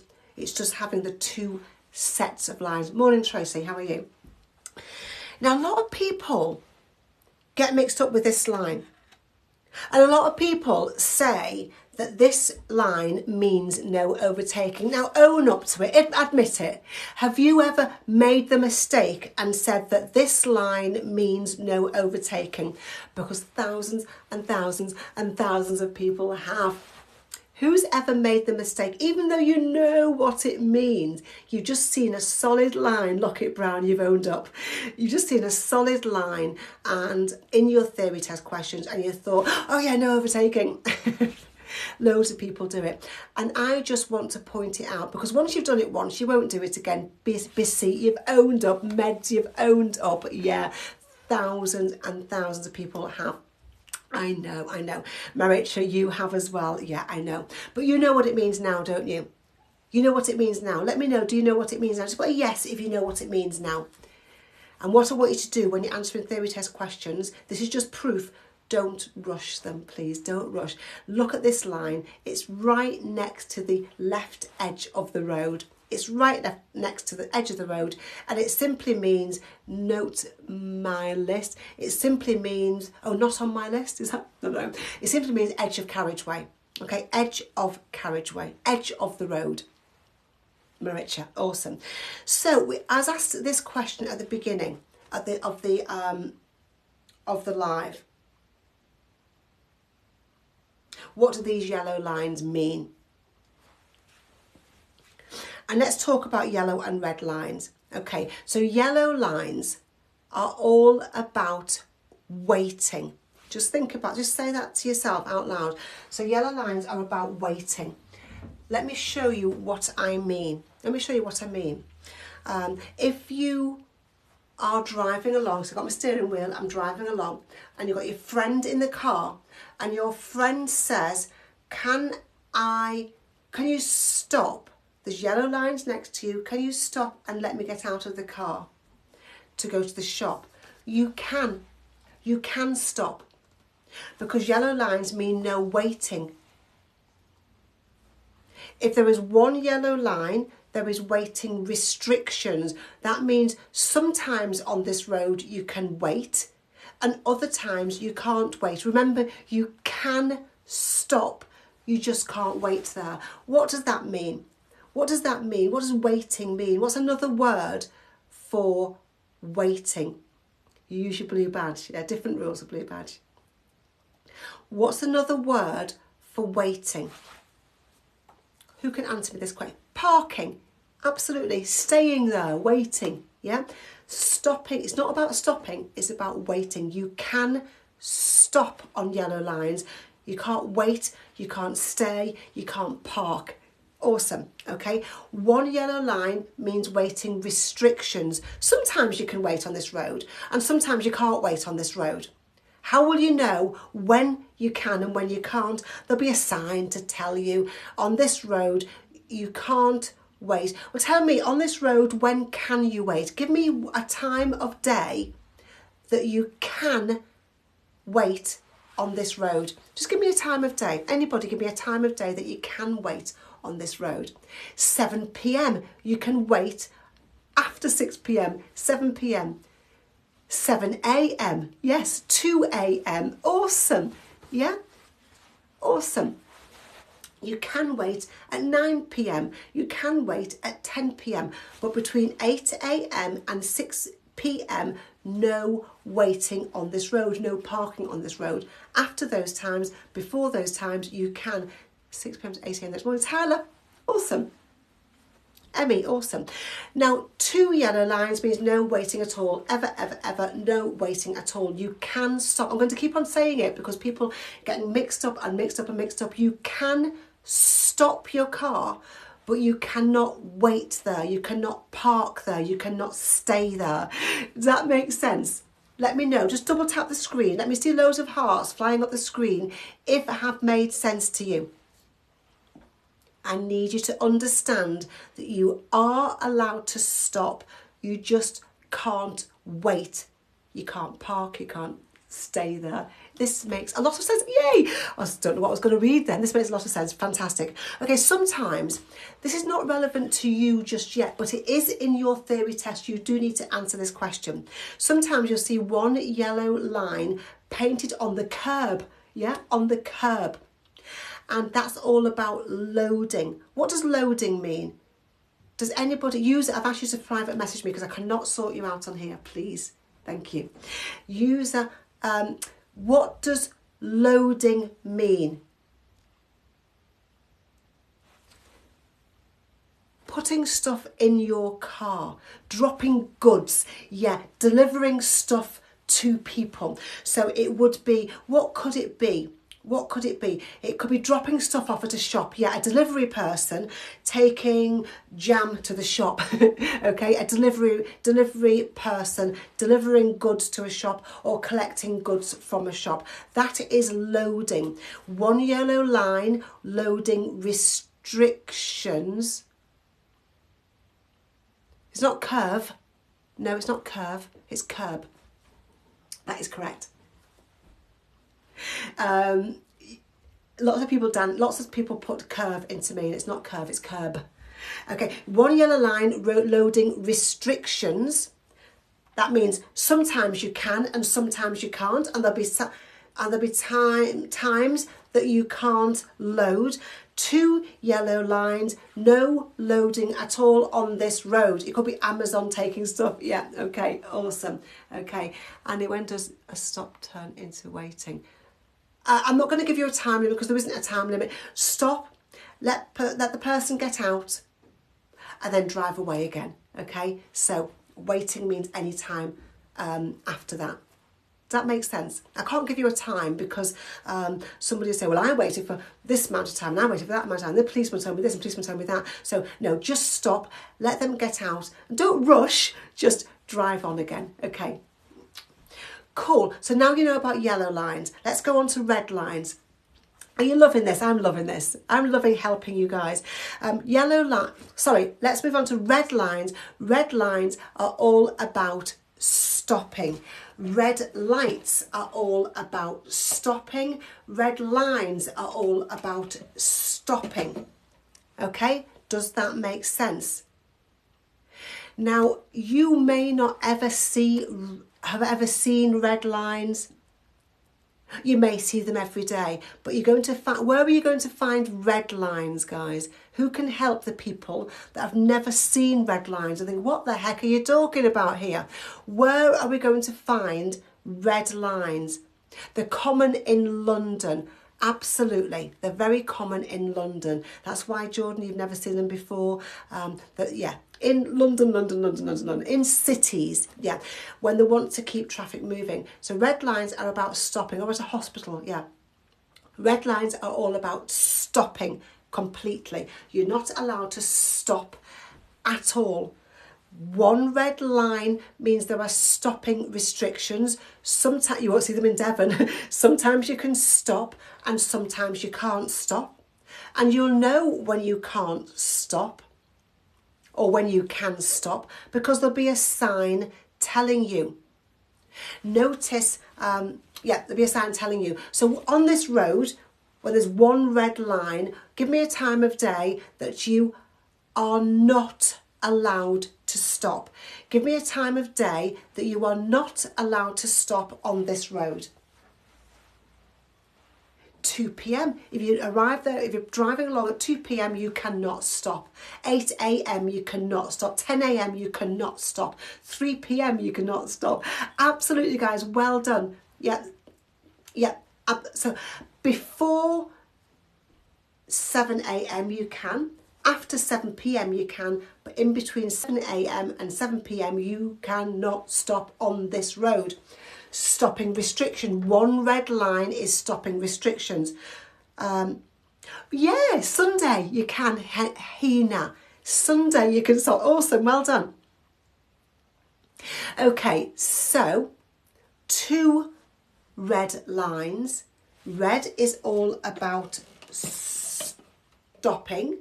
2 red lines means no stopping at all on this road. Okay, no stopping at all on this road. If people are stopping and let's say it's 8:30 in the morning and it's incredibly busy, but people keep stopping to let people get in the car, let people get out of the car, the traffic can't keep on moving smoothly, okay? And that's why. Lucy Eleanors, that's awesome news. Thanks for popping on and letting me know. No stopping at any time, absolutely. Notice how there are 2 red lines painted on the road, and notice how there are 2 red lines in a cross. 2 red lines painted on the road, 2 red lines in a cross. So they both mean red route, no stopping. Both of those signs mean no stopping on this road. Does that make sense? Does that make sense? Double tap the screen, give me, no, it's not the same as yellow. Yellow lines are about waiting. Yellow lines are about waiting. Red lines are about stopping. When you see yellow lines, you can stop to let somebody get out of your car. Then you've got to drive away again. On yellow lines, you can stop to pick somebody up. If you've got to, your mum's been to the hairdressers and you want to pick her up, you can stop, let her get into the car, but you can't wait, you can't park, you can't stay there. Red lines means no stopping at all. Yay! Okay, done no revising because it might be an idea, Kozash, or when next week is it? You can prepare in a week if you've got time. You can go through this course in a week. It can be done. Hundreds of people have been through this course in a week and passed. So that's your option, but I don't know if it's what day it is. Okay, keep watching my lives. Sign up for this course. Take it, pass it. Okay, anyway, what do these yellow lines mean? No waiting, no stopping, low loading or stopping restrictions. It's 2 lines. Does 2 lines mean restrictions or no, not at all? Is it all about waiting? Are they all about stopping? Is it all about loading? What does this sign mean? And I'm absolutely loving seeing all these awesome answers coming in now. Well done. Lockett Brown, Monday to Friday. Maybe I do these lives Monday to Friday and maybe on a Sunday night as well, maybe. If you come on a Sunday night, I need lots and lots and lots of interaction to get rid of all the silly people that are interacting and being daft. Can you use my course on multiple devices? Yes, just not at the same time. You can't have it open on an iPad and open on a phone and open on a computer. Around about 6-ish, shimmer. Okay, yeah, you're absolutely right. This sign means no waiting. Well done. Yellow lines are about waiting. Red lines are about stopping. More paint equals more danger or restriction. So 2 lines, not at all. 1 line, restrictions. Sometimes you can, sometimes you can't. I hope that makes sense. Now, I've already gone through this question this morning. If you've been with me all morning, I'm sorry, but lots and lots of new people have joined. So let me go through it again. D Qatar, I'm really sorry to hear that. These lives will help you. This course will definitely help you get through it next time, I promise you. Go through the course step by step and you will pass next time. Okay, let's go through this. Even more paint on the road. Remember, more paint equals more danger or restrictions. Even more paint on the road. Now, loads of paint all of a sudden on the road. Really bright yellow, and it's called a box junction. When may you enter a box junction? Who's already seen this morning?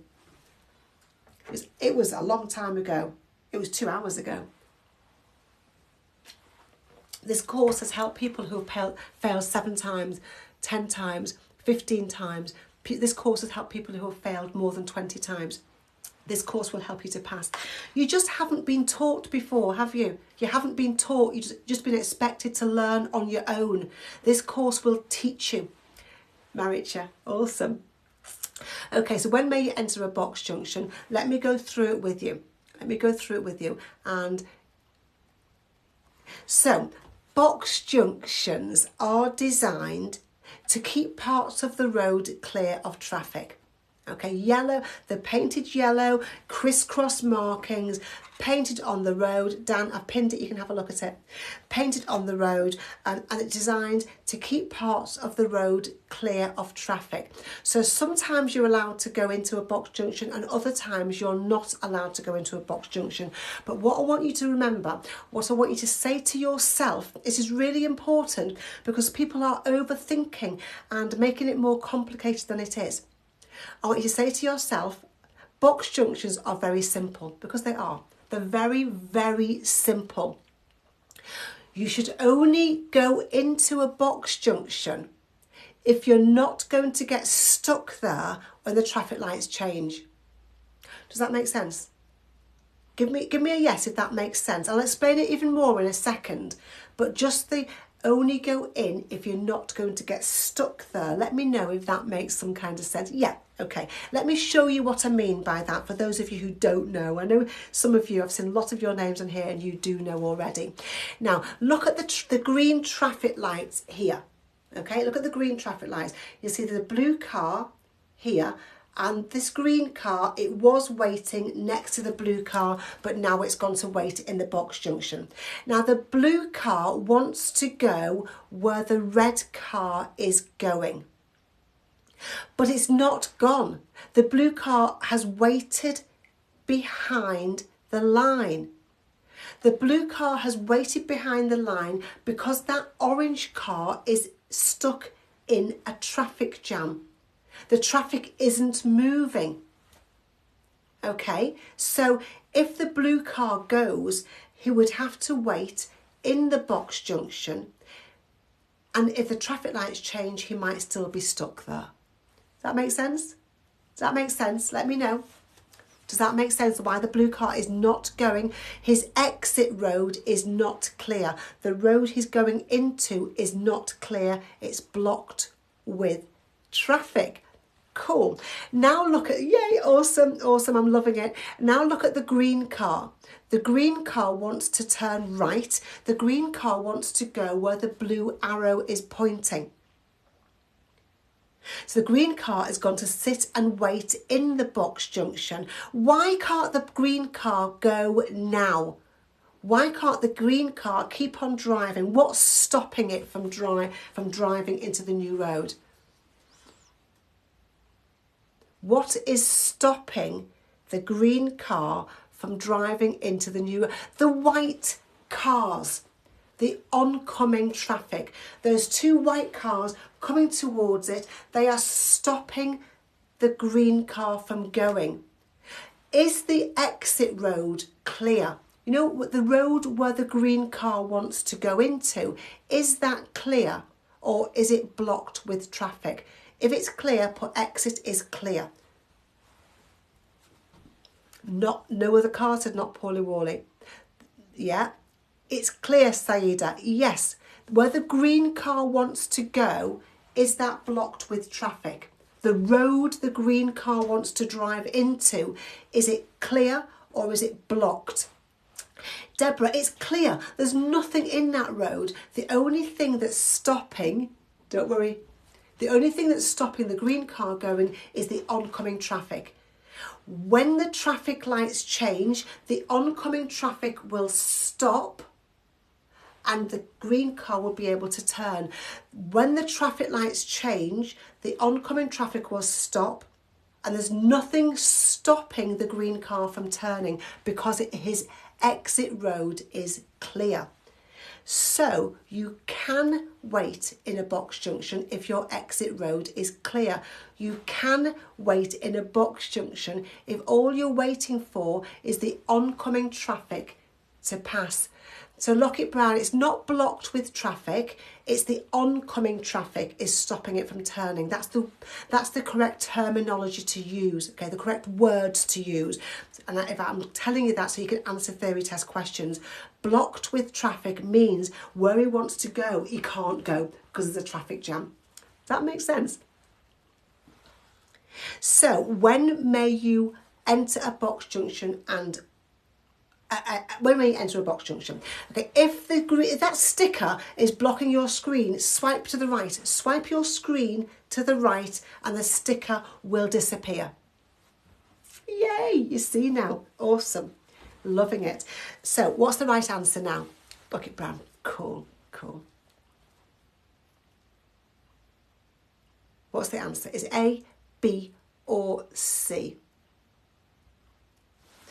You're absolutely right. The answer to this question is B, when your exit road is clear.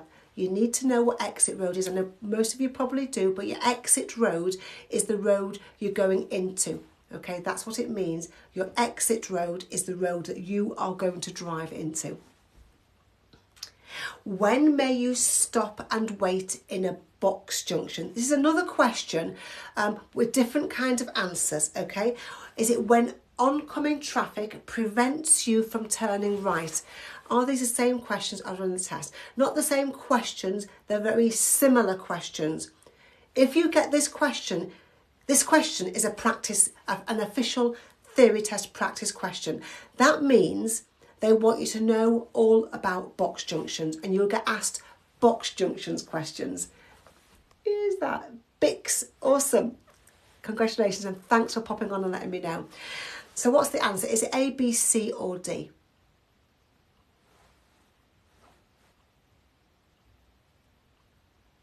Yeah, absolutely right. The answer is A. If you are not understanding from this explanation, then please sign up for the course. It's explained in the course and you can watch it again and again and again. Okay, I need to make this suitable for most people. If it's something you don't particularly understand, then please sign up for the course, invest in yourself and help yourself to understand. You should not be a driver and not understand what you need to know at a box junction. You need to know what you need to do at box junctions. Let me just write something down.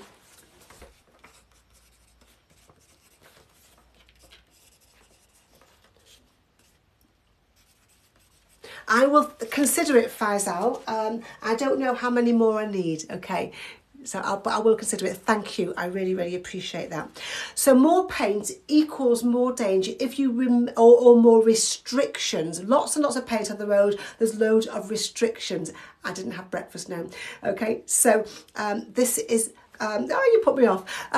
More paint equals more danger or more restrictions.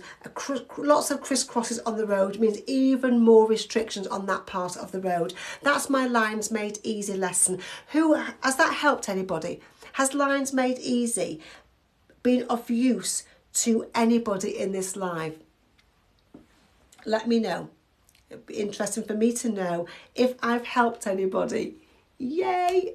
Awesome, awesome. That's what I want. That's what I'm doing here. That's why I get up every morning in the week. I get up to come and do this.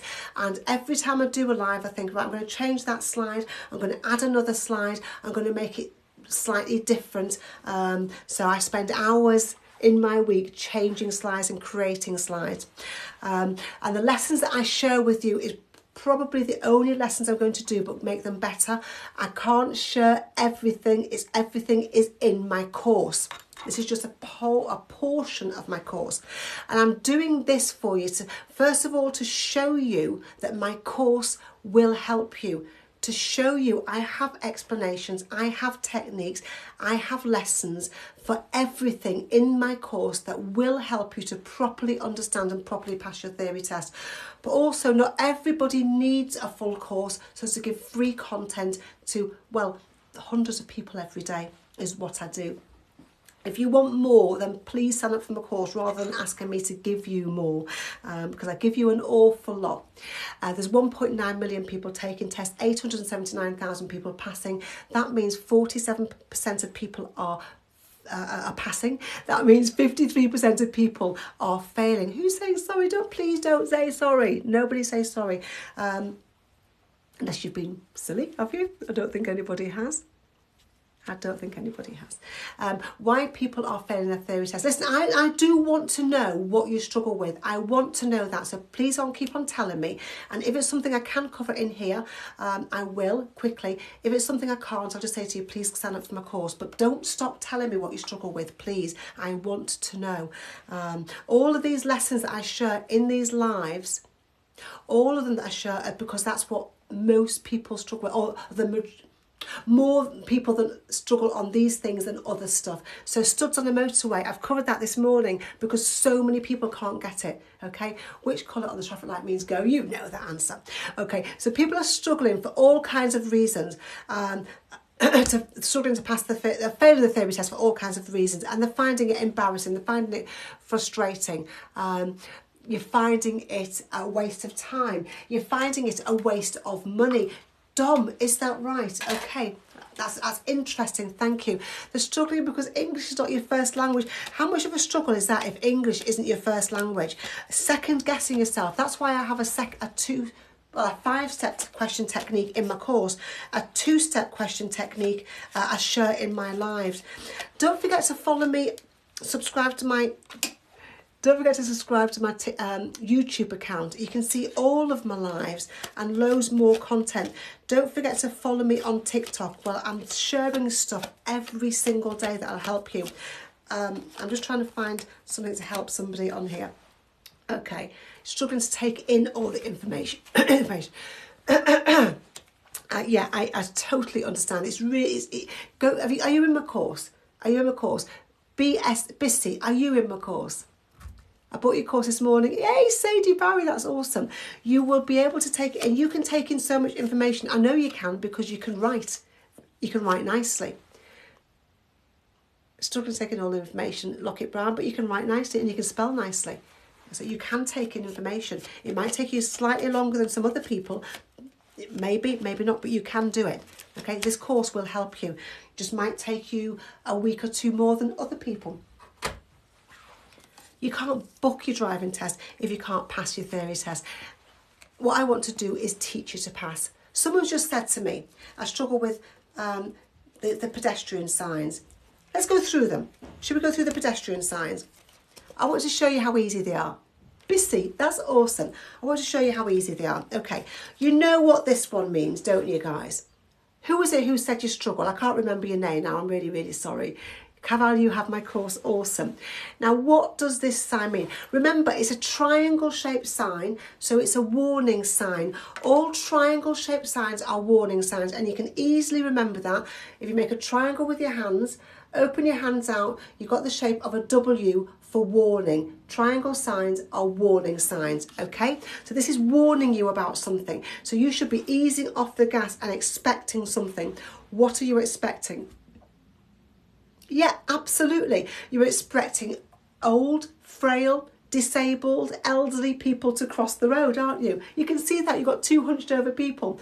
Liam Kettlewell, awesome. Yeah, so it's old people, disabled people. That's what you're expecting here. Does that make sense? I want everyone to double tap the screen if that makes sense. I keep using hand sisters and answering questions. Sadie, that's fantastic. That'll help you. Okay. Why is it warning you about old people?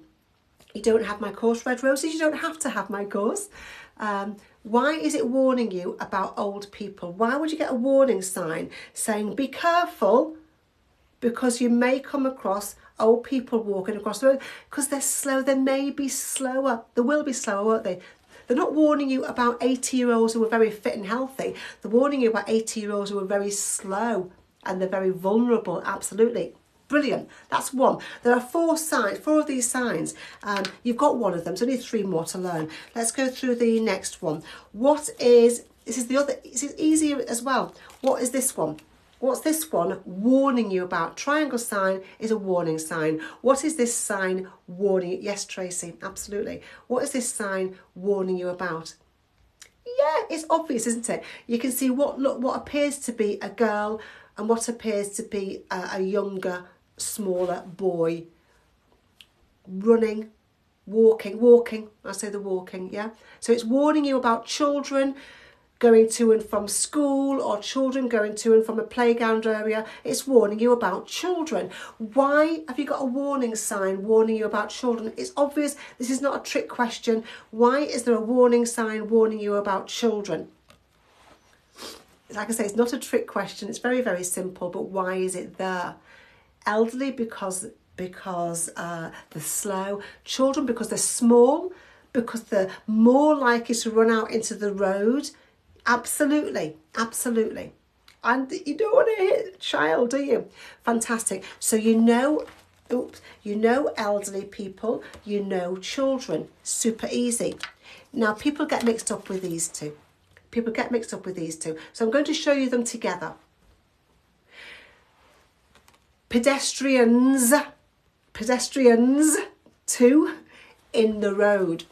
Okay, this is what looks to be an adult and a child. What appears to be an adult and a child walking, holding hands. So this one means pedestrians in the road. Look, pedestrians with an S on the end. It's warning you about pedestrians on the road. Why would you come across this sign? Why would this sign, you know it, I am, you know it. Why would you get this sign? Because there's no pavement, perhaps? Absolutely. So pedestrians may be walking in the road. Fantastic. Okay, now this one, what is this one warning you about? What is this sign warning you about? Some people have already said, but if you say it again, type it in again, so that it's warning you about a zebra crossing ahead. Let me show you the answer. Zebra crossing ahead. It's warning you about a zebra crossing, Dave. It's warning you about a zebra crossing ahead. How can you easily remember that this one is warning you about a zebra crossing? How can you easily remember that it's warning you about a zebra crossing? Because it's got dashed lines as if you're walking across the crossing. The line says Brums, absolutely. How can you easily remember that this one means pedestrians in the road? How can you easily remember that? How can you easily remember that this one, two people, and it says pedestrians, doesn't it? Yeah, pedestrians in the road has got two people. Fantastic. Now, who was it who said I struggle with those pedestrians signs? Who said that? And have I helped? Or if it wasn't you, have I helped at all? I've just popped that in and found those questions, those cards while I was talking to you. Has that helped anybody? Please double tap the screen if that has helped anybody. Yes, yes, yes, helped. Thank you, wifey. Yes, have, yeah. Of course you've helped, like always. That's awesome. Thank you. That's what I want. I want to help people. And you know, if a few people said no, I think, we'll do that again then. Okay, so I do need to know. Not just so I can feel great, but so I know. There's one more with one person running. There's one more with one person running. What's that sign? With the person running. Is there? Is there, guys? Is there another sign with a person running? Let me know. Let me know. Just say, yes, there is, if I'm missing a sign. It's not in my cards. Doesn't mean it doesn't exist. Yeah, bike, I'm talking, this is pedestrians ones. This is pedestrians we're doing now. No, I don't know about a person running one. Okay, I'll find out. I'll have a look. You've intrigued me now. Okay, I want to teach you to pass. I want to teach you to pass your theory test. Oh, my screen's locked. I've created theory test course to help you to pass your theory test. I've pinned my theory test course here. Unfortunately, my screen's, can you hear that beep? I don't know what's going on. Oh, there you go. There you go, it's working now, it stopped working, okay. Theory test course, I've pinned it there for you. It will help you to pass your theory test. It's got everything in it. You will be 100% prepared to pass. You know, I've just shown you those 4 signs and made it easy for you, because when you're looking at signs, looking at questions, looking at answers, it can be hard to actually remember. Pedestrian running to an exit in a tunnel. Yeah, that's a tunnel sign. It's not a warning sign, is it? It's a different one, so you should know that one, I think. Yeah, does that mean it's all about tunnels, that one, isn't it? Yeah, I know that one. Forgot about that one. Will this be on YouTube later? Yes, it will. My course has helped over 5,000 people to pass so far. It's only $34.99, the price of one single 1-hour driving lesson. How much are your driving lessons, guys? How much do you pay for a driving lesson? I know, in general, they're between £30 and £40. That's how much they are in general, and up to about £60 for an hour. 30, yeah. So between £30 and £40. Some are a bit cheaper depending on the area you live, depending on your particular driving instructor. 33, yeah. Cool. 27 is quite cheap actually. 27 is cheap. I charged 27 years ago. I charged £27 years and years and years ago. £42 for an hour and a half. Yeah, cool. £30 an hour. Yeah. So my course, if you think about it, the price of one single 1 hour, or about the price of one single 1 hour driving lesson. That's all you need to invest. Let me show you what's in it, and we'll move on to the next lesson, which will be super safety systems. I may cover it. I'm coming up to the end, coming up to 11:30, but I may stay on and do it. Depending on how much interaction I get, I may stay on and do my other lesson that I want to do. Brums, I've already done studs, motorway studs this morning. Did that earlier on, sorry. Let me show you what's in the theory test course and how you'll go through it to guarantee you're 100% test ready. Go to the introduction first, so you've got a really good understanding of what's expected in the theory test and how to go through the course. There are 14 different theory test topics. Let me show you what's in the accidents topic. You can download and print off a worksheet to fill in if you want to. You can fill it in while you're watching the video tutorials. Then you can listen to a fact list before you go and have a go at all of the official DVSA practice questions for that topic. When you've got all of the questions correct, have a go at the mock test for that topic. And when you get 10 out of 10 in the mock test, move on to the next topic and go through all of the topics in the same way, so that by the time you get to the case studies and the full mock tests, you'll find answering the questions easy. Does anybody on here suffer from test anxiety, or know somebody who suffers from test anxiety? Do you suffer from test anxiety, or do you know somebody who suffers from test anxiety? Put yes or me in the comment. If you want my link to my YouTube, then please click on the link that I've pinned already. And when you click on that link that I've pinned, let me show you what you get. When you click on the link that I've pinned, can you see it?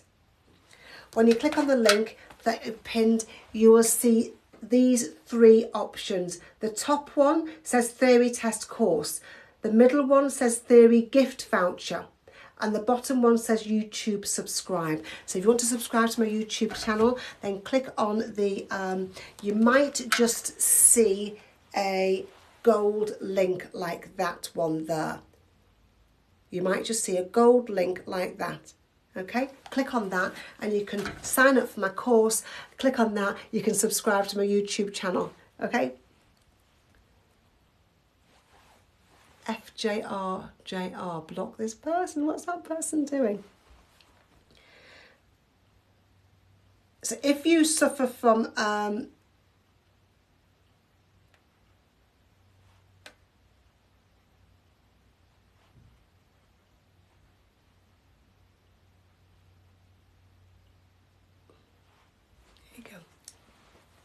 there you go. Don't worry about it. We'll not have people offending other people. Okay, if you suffer from test anxiety, what I've done is I've become an NLP master practitioner. I'm a confidence coach and a master practitioner of hypnosis. A couple of my certificates are right there behind me. I've got techniques in my course so that you can go to your test feeling calm and feeling confident. There are techniques. Someone just asked me about hazard perception. Yes, there are techniques to help you to score well in your hazard perception test in this course. There are techniques to help you answer any multiple choice question in this course, but you're going to get free bonuses if you sign up while I'm live. And the free bonuses are my hazard perception course. The free bonuses is my hypnosis course. I've created 3 audio tracks, one for hypnosis, one for theory test, one for driving test, and one for driving. And you get those 2 free courses worth £10 and worth £15. You're also going to get 2 free ebooks, top 10 reasons for failure, top 20 hardest theory test questions. You get those if you sign up while I'm live, which is for the next few minutes. That means £35, just under £35 worth of bonuses. You get a free hazard perception course if you sign up for my course today, if that's the one that you're struggling with. If you have any issues and you can't see your link to sign in, then screenshot now, go to testbuddy.app/contact.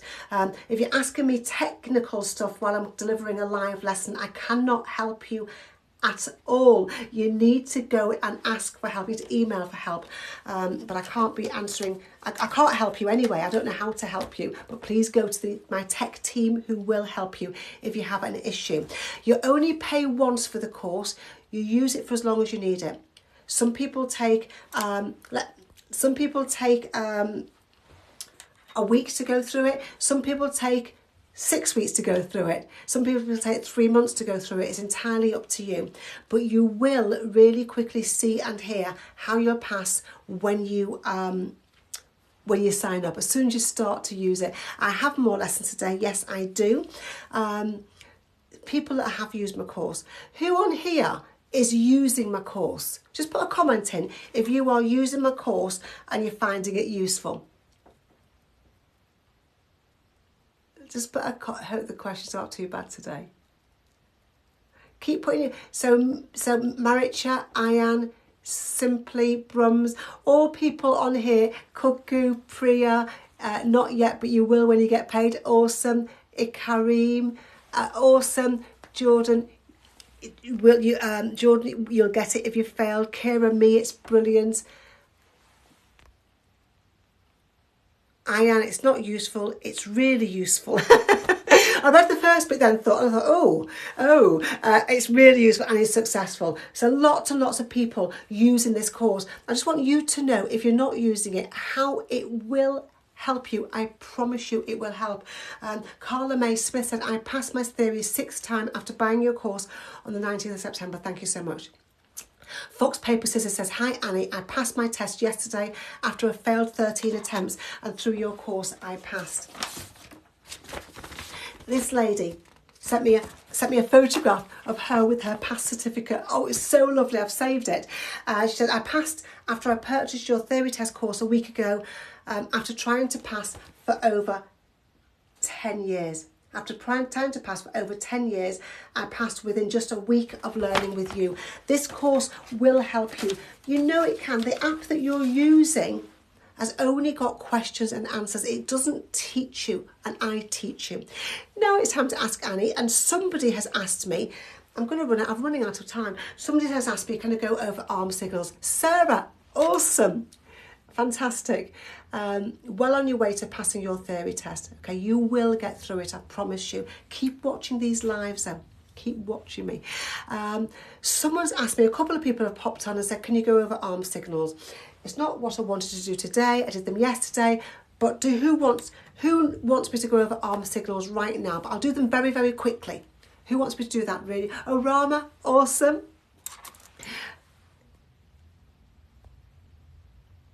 Where's that comment?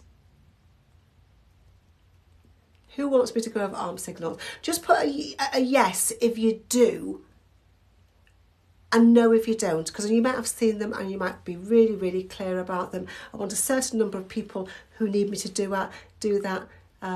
So I've got yes. Okay, all right. I've got a few people wanting to do it. Okay, so I'm going to be quick. I'm going to be brief. Okay, but yes, Sana Karim.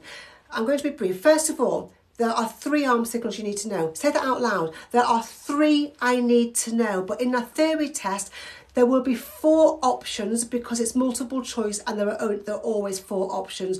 But there are only 3 arm signals to learn. 1 for turning right, 1 for turning left, and 1 for slowing down. If your indicators are broken, if your brake lights are broken, you need an arm signal to tell people you're turning left, you're turning right, or you're slowing down. Let me know. Put a yes in if that makes sense.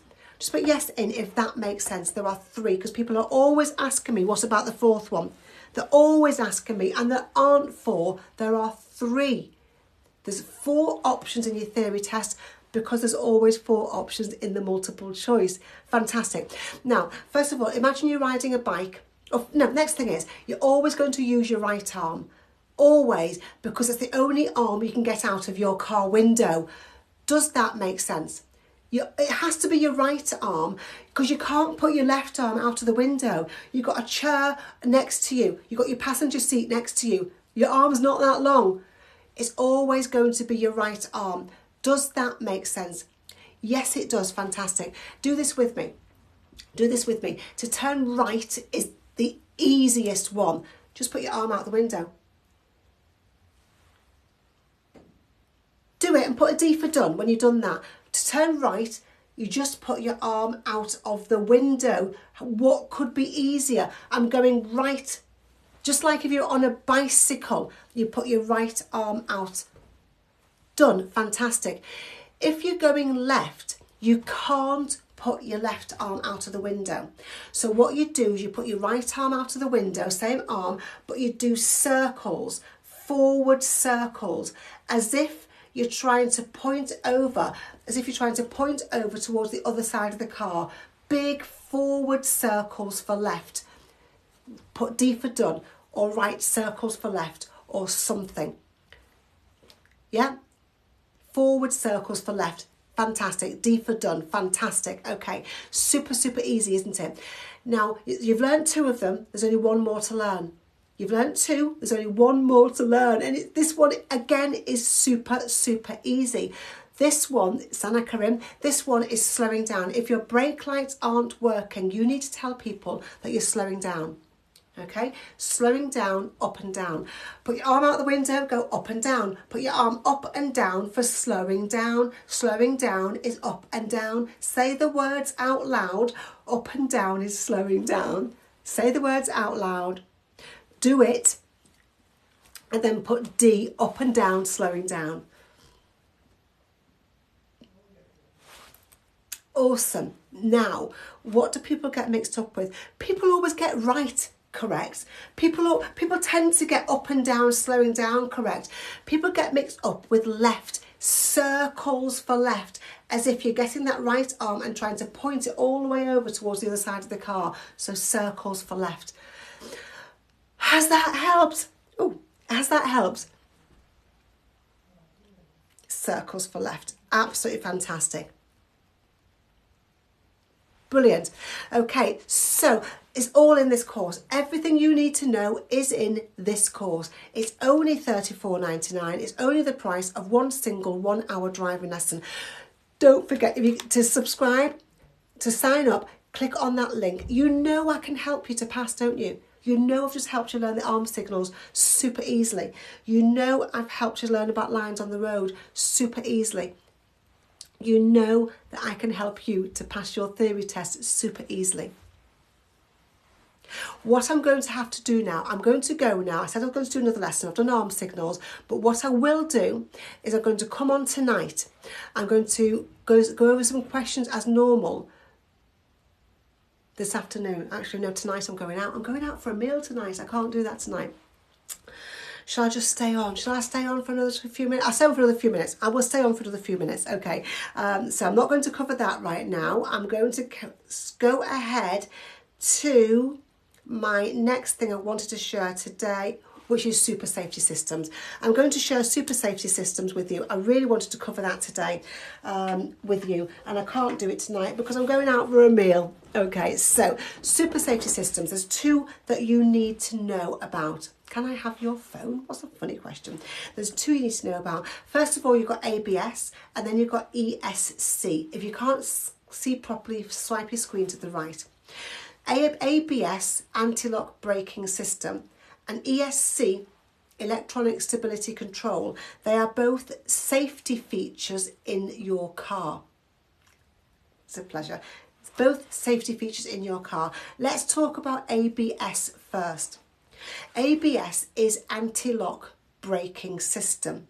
If you are driving along and you need to brake really suddenly and harshly because you don't want to hit somebody, like in an emergency stop, your wheels could lock. That means they won't be turning. Okay, your wheels could lock. If your wheels lock, but you're still moving, because your car wouldn't suddenly stop, would it? What's that called? What's it called if your wheels are locked, but your car is still moving? What's that called? Thanks for joining me, guys. And my name is Annie. I'm making theory easy for you. What's it called? You're skidding. Absolutely. You are skidding if your wheels are locked. How much control have you got over your car if you're skidding? If your wheels are locked and you're skidding, how much control have you got over your car?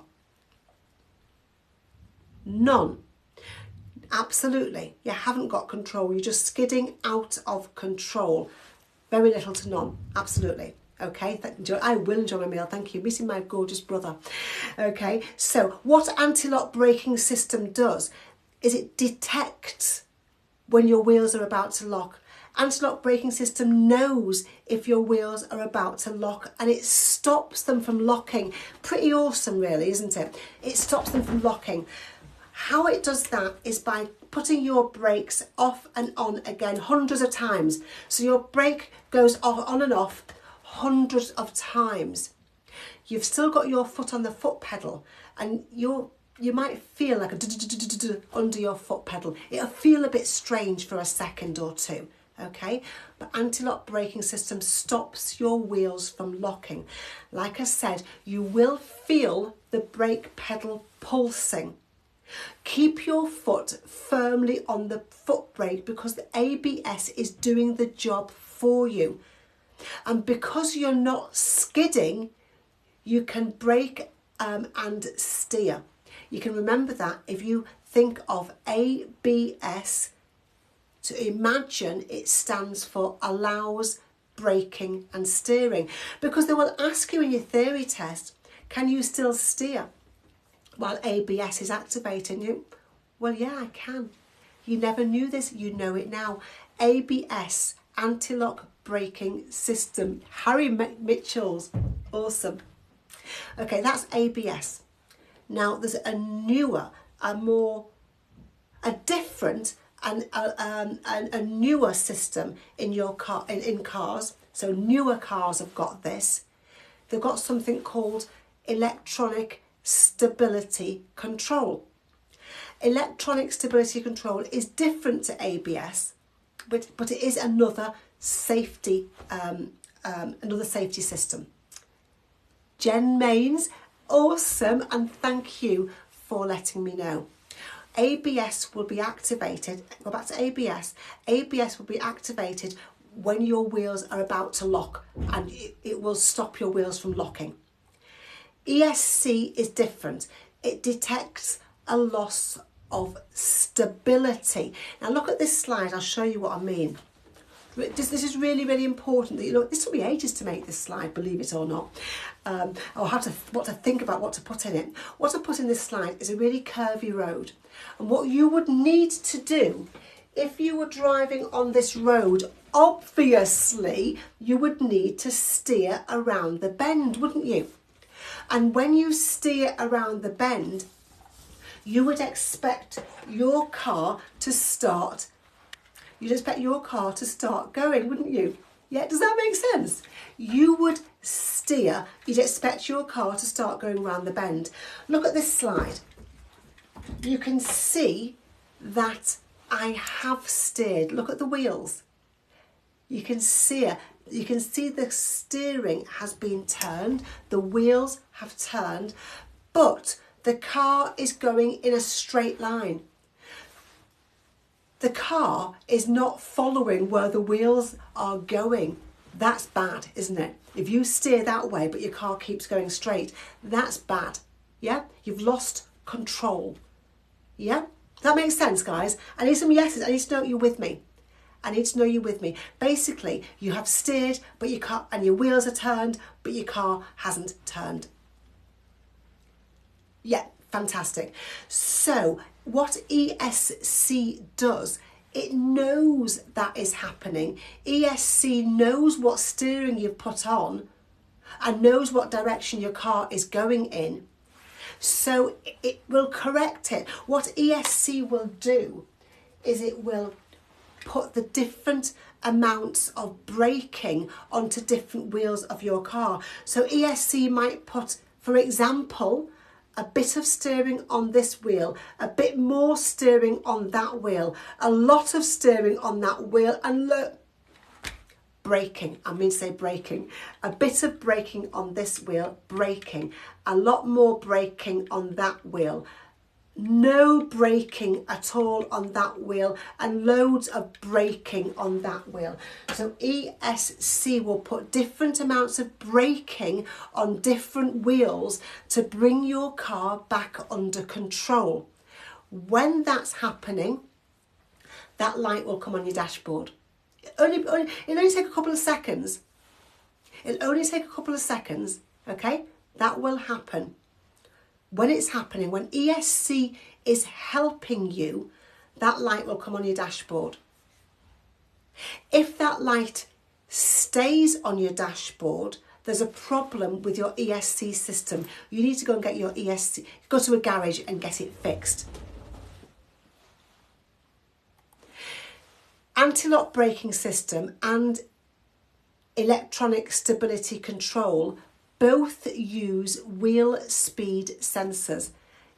ABS and ESC, both of those safety systems know how fast your wheels are moving. Put some yeses in the comments, guys. Let's get rid of some comments, please. So put some yeses in the comments. If you're still with me, if you're getting fed up now, let me know. But if you're still with me, then please put some yeses in the comments. I know you're probably focusing, but I need to get rid of some comments.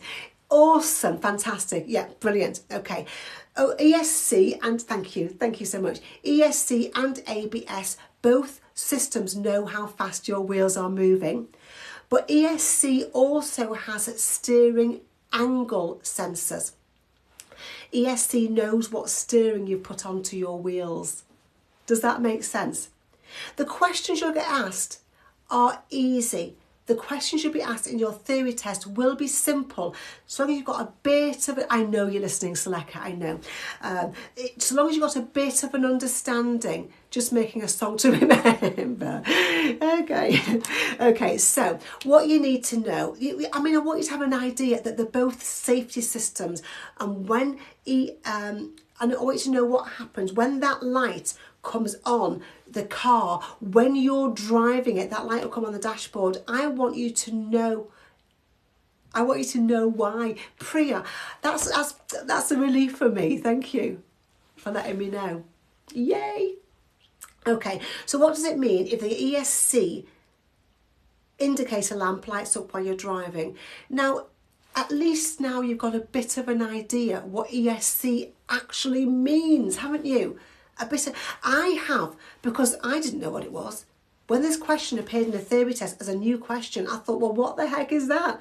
I Googled it and researched it and watched loads of videos, talked to my husband, and then created a lesson to help you to understand. Okay, so when the ESC indicator lamp lights up, it means ESC is activated. If the light stays on all the time, that means there's a problem with your ESC system. That's pretty much all you need to know to answer questions, but I wanted you to know what it actually was. Don't just memorise activated and a problem with the system. What is ESC? I wanted you to know that. It's important. Okay, that's super safety systems. If you want to sign up for my course, as some people have done today, lots of people have done today, if you want to sign up for your course and be 100% test ready, then click on the link below. My name is Annie. I'm a theory test expert, and I'm helping you to pass your theory test. I'm making theory easy for you. I'm helping you to learn and properly understand, not memorise questions and answers. If the question is asked in a different way in your test, you might not have a clue what the answer is. I'm going to share owners and keepers. I want to share owners and keepers, but I'll make sure that I better check my diary. Have I got any meetings today? Because I'm late. Have I got any meetings today? Not till 2:30. Not till 2:30. So I've not got any lessons today. So I can stay on a little bit longer to share owners and keepers with you, because somebody yesterday said to me, will you share owners and keepers this week? I thought, yeah, I'll do that for you today. J.W. Brooks. I passed my theory yesterday. Honestly, such a good feeling. Anna, you helped massively. J.W. Brooks. Such a good feeling for me. And so I really appreciate you popping on and letting me know that. Absolutely love it. Thank you so much. How many cars have you owned in your life? Whoa, that's Chelsea. I've been driving for 36 years. I've owned cars for 37 years. So I can't remember. I really can't remember. That would be a hard one. I'm sure I'd miss, but all sorts of cars I have owned. But yeah, 37 years of having cars, I can't remember. I want to share owners and keepers with you. Seleka. Owners and keepers. Who's responsible? Answer me this question, guys. Who's legally responsible for ensuring that a vehicle registration document is updated? Going through this lesson with me now will help you with a few different theory test questions, because I want to give you a proper understanding about owners and keepers of a car. 36 years, come on guys, we got this, yeah. Who's legally responsible for ensuring a vehicle registration document is updated? Is it the registered vehicle keeper, the owner, the licensing authority, or your insurance company? Pop your answer in. If you don't know, please put IDK. This is a lesson, so I want to know who knows, who doesn't know, who thinks they've got the right answer when they actually haven't. I need to know that so I know if I'm helping people. If everybody knows the answer, I'm wasting my time, aren't I? If you all properly understand it. I like that. A or B, I don't know. Okay, cool. Life as Ash, you're not on your own. That's why this lesson has been written. Okay, so let me go through it with you. This is what a vehicle registration document actually looks like. Issued by the DVLA, the Driver and Vehicle Licensing Agency. You'll get this when you get a car. Okay, you'll get this document when you get a car, when you buy a car. This document has information on it, like the date that the vehicle was first registered, the registration number, the previous owners, who's owned it before, the make of the vehicle, the size of the vehicle, the colour of the vehicle, all that kind of information will be in this document. So if your address changes, you need to change this document. If your name changes, you need to change the document. If you get married, for example, or change your name. If you spray your car a different colour, you need to change the document. Okay, so what? Notice on this document, it says here, registered keeper. It doesn't say owner. Nowhere on there does it say the owner. It says registered keeper. So I want you to understand, if you move house, yes, Queen Naz, you need to change the document, change the address. I want you to properly understand the difference between registered keeper and owner of a car. It's simple. It's really, really easy to know. You'll find it easy when I've gone through this with you. So the owner of a car is the person who pays for the car. Put a yes in the comments if you understand that. Put a yes in the comments if you understand that the owner of a car is the person who pays for the car. Yes, you got a Y for yes in there. They've handed the money over. They own it. It belongs to them. But they may not be the person who wants to use it.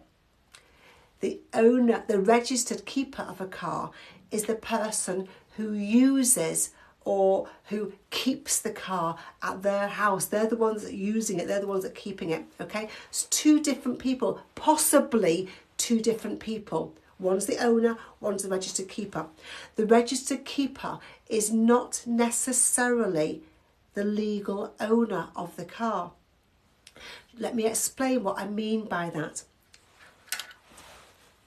If your mum buys a car, let's just say it's your 17th birthday and your mum has bought a car, but the car has been bought for you to use. She, your mum, is the owner. You are the registered keeper of the car. So you would be responsible for the car. But when you sell the car, when the car is sold, your mum gets the money because she's the owner, okay? The proof that your mum is the owner is the receipt. So she needs to get a receipt when she buys the car, because you're the registered keeper, but you're not the owner. Another example is when I was about 19, I worked for the National Health Service, and I drove around to different people's houses to nurse them. to help them, okay, in their own homes. And the National Health Service provided a company car for me. They gave me a car, okay? The National Health Service owned the car. I used and kept the car. So the National Health Service was the owner. I was the registered keeper. When the car was sold, I didn't get money because I wasn't the owner. Does that make sense? Double tap the screen now if that makes sense. The difference between the owner and the registered keeper. Selector, the registered keeper. I'll come back to that. It makes sense. Fantastic. Yeah. So the registered keeper is responsible for the car. The registered keeper is responsible for making sure the car has tax. The registered keeper is responsible for the MOT of the car. The registered keeper is responsible for the insurance. See the repetition here. The registered keeper is responsible for updating the vehicle registration document. The registered keeper is responsible for making sure the car is roadworthy. The registered keeper is responsible for paying any fines. Now, it's important that you do realise, of course, that the owner and the keeper might actually be the same person. I have just bought a Nissan Juke. I've bought it, I've paid for it a few weeks ago. So I'm the owner. I'm going to be using and keeping that car. I am using and keeping that car. So my name is on the vehicle registration document and I am responsible for it. I'm the owner and I am the keeper. When I bought a car for my son and my daughter to use when they were very young, I owned the car and they were the registered keeper of the car. Does that make any sense to you? Give me some likes if that makes sense. Okay, so now come back to this question. You know the answer to this question now. You know the answer. You know what are the rubbish answers. Who's legally responsible for ensuring that a vehicle registration document is updated? It's not C, the licensing authority. It's not D, obviously, your insurance company. It's either the registered vehicle keeper or the owner. And now you know the answer, don't you? So if you know the answer, put the answer in and then double tap the screen and let me know that you know the answer or you're more clear about the answer because of what I've just said to you, because of the lesson I've just given you. Because it's the most popular lessons, the ones get the most comments and the most likes and the most people saying, oh my goodness, I've learned something. They're the ones I'll keep on doing. Because you'll pass your test and I'll do the same lessons for other people who are taking the test. Okay, so I need to know which are the most valuable lessons to you. And I can see lots of hearts flying up the screen and I can see loads of great answers, which is awesome. The correct answer there is the registered vehicle keeper. So you might be asked who's responsible for the tax? The keeper. Who's responsible for MOT? The keeper. Whose name is on the registration document? The keeper. You know now what the difference between the owner and the keeper. Oh, Chelsea, thank you so much. That's really kind. That's owners and keepers. I've covered owners and keepers because if you don't actually understand what the owner and what the registered keeper of a car actually is, then you're going to find it hard to answer questions. You might find it easy to memorise an answer to a question you see in your practice, but then hard to answer a question that's in your actual theory test because you don't actually understand the difference between owners and keepers. And just put a big capital yes on the screen or capital Y on the screen if you now think that the difference between owners and keepers is super easy. Just put a capital yes if you think the difference is. Do you know what, guys? It was easier for me after I'd written this lesson.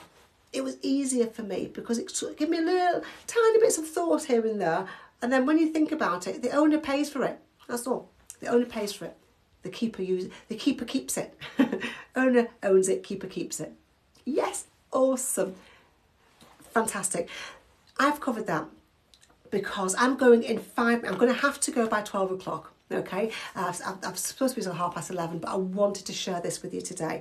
And I wanted to share some particular signs with you as well today that people are struggling with. I don't like to hear people struggling. I want to make theory easy.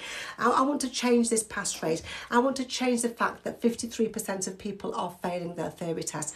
I'm going to try to come on at 4 o'clock today. I'll definitely 100% be on at 9 o'clock Monday morning, Tuesday morning, Wednesday morning, Thursday morning, Friday morning, 9 a.m. I'll try and come on at 4 and 6. I might come on at 6 o'clock this evening, but it'll only be for half an hour because I'm going to meet my lovely brother this evening in Liverpool for a meal. I'm really excited about that. So people are failing the theory test for all kinds of reasons. These are the types of things we forget about in theory to conduct. So focus on road signs and rules. Lockett Brown, you're absolutely right. People are focused on road signs and rules. I just think, oh, I don't know that, but never mind. Yeah, you're absolutely right. Thank you, MXO. I appreciate that. You see you at 4 o'clock today. I'll see you at 4 o'clock today. I am. Thank you for joining me. People failing for all kinds of reasons. Not poorly Wally. I love that name. I keep wanting to say it. So yeah. Have a lovely day. I will have a lovely day, thank you. People can't pass the driving test. They can't even book the driving test if they can't pass their theory test. So I want to teach you to pass. I don't want to be keep getting comments over the years saying I've given up on driving because I can't pass the theory test. Thanks for Maricha. Thanks for messaging me last night. I do appreciate that. I was so hoping that you would. So I went straight down and said, Eddie, did you? He said, no, it wasn't me. So thank you, Maricha. I want to teach you to pass your theory test. I've created a theory test course to help you. I know it will help you. I've spent years deciding what to put in the course and creating content for the course so that you will be 100% prepared to pass your theory test. You know how I've just explained owners and keepers, so you can get it every single time super easily. You know I've done that for you. If you think I've explained it so you can get it every time, then you know that this course will help you. I know I'm passionate about it, but I am because I get messages, emails, texts, Facebook messages, Instagram messages, every single day, 365 days of the year, saying your course has helped me to pass my theory test. So I want to be there for you. I know this course will help you, and I know there's not much else out there for you. Can I go through roundabouts? I can't do it now. I've been on for 3 hours. I'm going to have to go, Charlotte. But I will go through that maybe at 4 o'clock. I'll get a lot of silly comments at 4 o'clock, Charlotte. A lot of them. But I'll ignore them and go through. Can you join me at 4 o'clock, Charlotte? Can you join me at 4 o'clock or not? This course has helped more than 5,000, but okay, I'll do it at 4 o'clock. I'll try and remember. If you don't, yeah, I'll remember. At 4 o'clock, I'll go through roundabouts. Then I'll go through some questions. This course has helped more than 5,000 people pass their bar. Robbie Birches, that's awesome. I love it. I love it. Whether you're in my course or whether you sign up for these lives, I love people popping in to tell me that they've passed. Thank you so much. This course is only the price of 1 hour driving lesson. So I know it might seem a lot more cost than an app, but an app just has questions and answers. My course has 90 video tutorials. It has 14 worksheets. It has 14 fact lists. I spent months training to become a therapist. There's two of my certificates there, and I put techniques into the course. I spent months training to be a master practitioner of hypnosis, and you are going to get a free hypnosis course. So this course has taken months and months and thousands of hours to create. It's much more than an app, and the reason some people don't understand that is because it's probably the only course, the only course that I know of that exists like this, that has all of this content, and it has all the questions and mock tests. It has everything. An app has, plus more. Let me show you what's in it, and then I'm going to go. Let me show you what's in theory test course and how you'll go through it to guarantee you're 100% test ready. Go to the introduction first, so you've got a really good understanding of what's expected in the theory test and how to go through the course. There are 14 different theory test topics. Let me show you what's in the accidents topic. You can download and print off a worksheet to fill in if you want to. You can fill it in while you're watching the video tutorials. Then you can listen to a fact list before you go and have a go at all of the... About to finish anyway. I think I must be frozen. I'm not sure if I'm talking to myself or not. I'll leave it another couple of seconds. I can see some likes flying up. Am I frozen still? Can you, yeah. I'm just about to press off. Am I okay? Can you hear me now? Please, can you hear me now? Let me know. It's better now. Fantastic. Thank you, Charlotte. Okay, I'm about to finish anyway. Okay, if you suffer from anxiety, there are techniques in the course to help you get rid of it. If you struggle with your hazard perception, there are... Double tap the screen. I want to go up to 150. Please double tap. Loads of double tapping. There's techniques in the course to help you score well in your hazard perception test. There's techniques in the course to help you answer any multiple choice question. Please give me loads of double tapping. Loud and clear. Thank you. You're going to get bonuses if you sign up now. The bonuses are a whole hypnosis course worth £15, a whole hazard perception course worth £10, and 2 free ebooks. That's £35 worth of bonuses. I'm going any second now, but please keep the taps coming in. You'll pay once, use it for as long as you want. It will take you between 2 and 6 weeks normally to go through it. Some people will go through it in a week. 100 more likes is all I need to get up to 150. Please keep it going. Here's a review, an email I received this weekend. I passed. Thank you. Hey Annie, thank you for your support and with TikTok lives and the courses. I passed today, the 23rd of February. The course is amazing. It really does help and guide you through. Everything in the course has helped. Isn't that awesome? Got that through at the weekend. And another one. Hello, I know you probably won't see this. I do see my emails. But I want to thank you because your videos, lives helped me pass today and I'm very grateful. Thank you, Amy. If it's an email, I'll see it. If it's a Facebook message, I get so many that I can miss them, I'm afraid. So thank you guys for joining me. I'll pin my link once more there for you. Please put some more double tapping. Hey, 151. That's awesome. My name's Annie. I'm here to help you pass your theory test. I want to make it easy for you. I'll be back on at 4 o'clock. I will try and come on at 6 o'clock for half an hour or so. But I'm going out tonight, meeting my brother in Liverpool for a meal. So I'm a parent as well, so I might not be able to. Depends if I can get ready in time.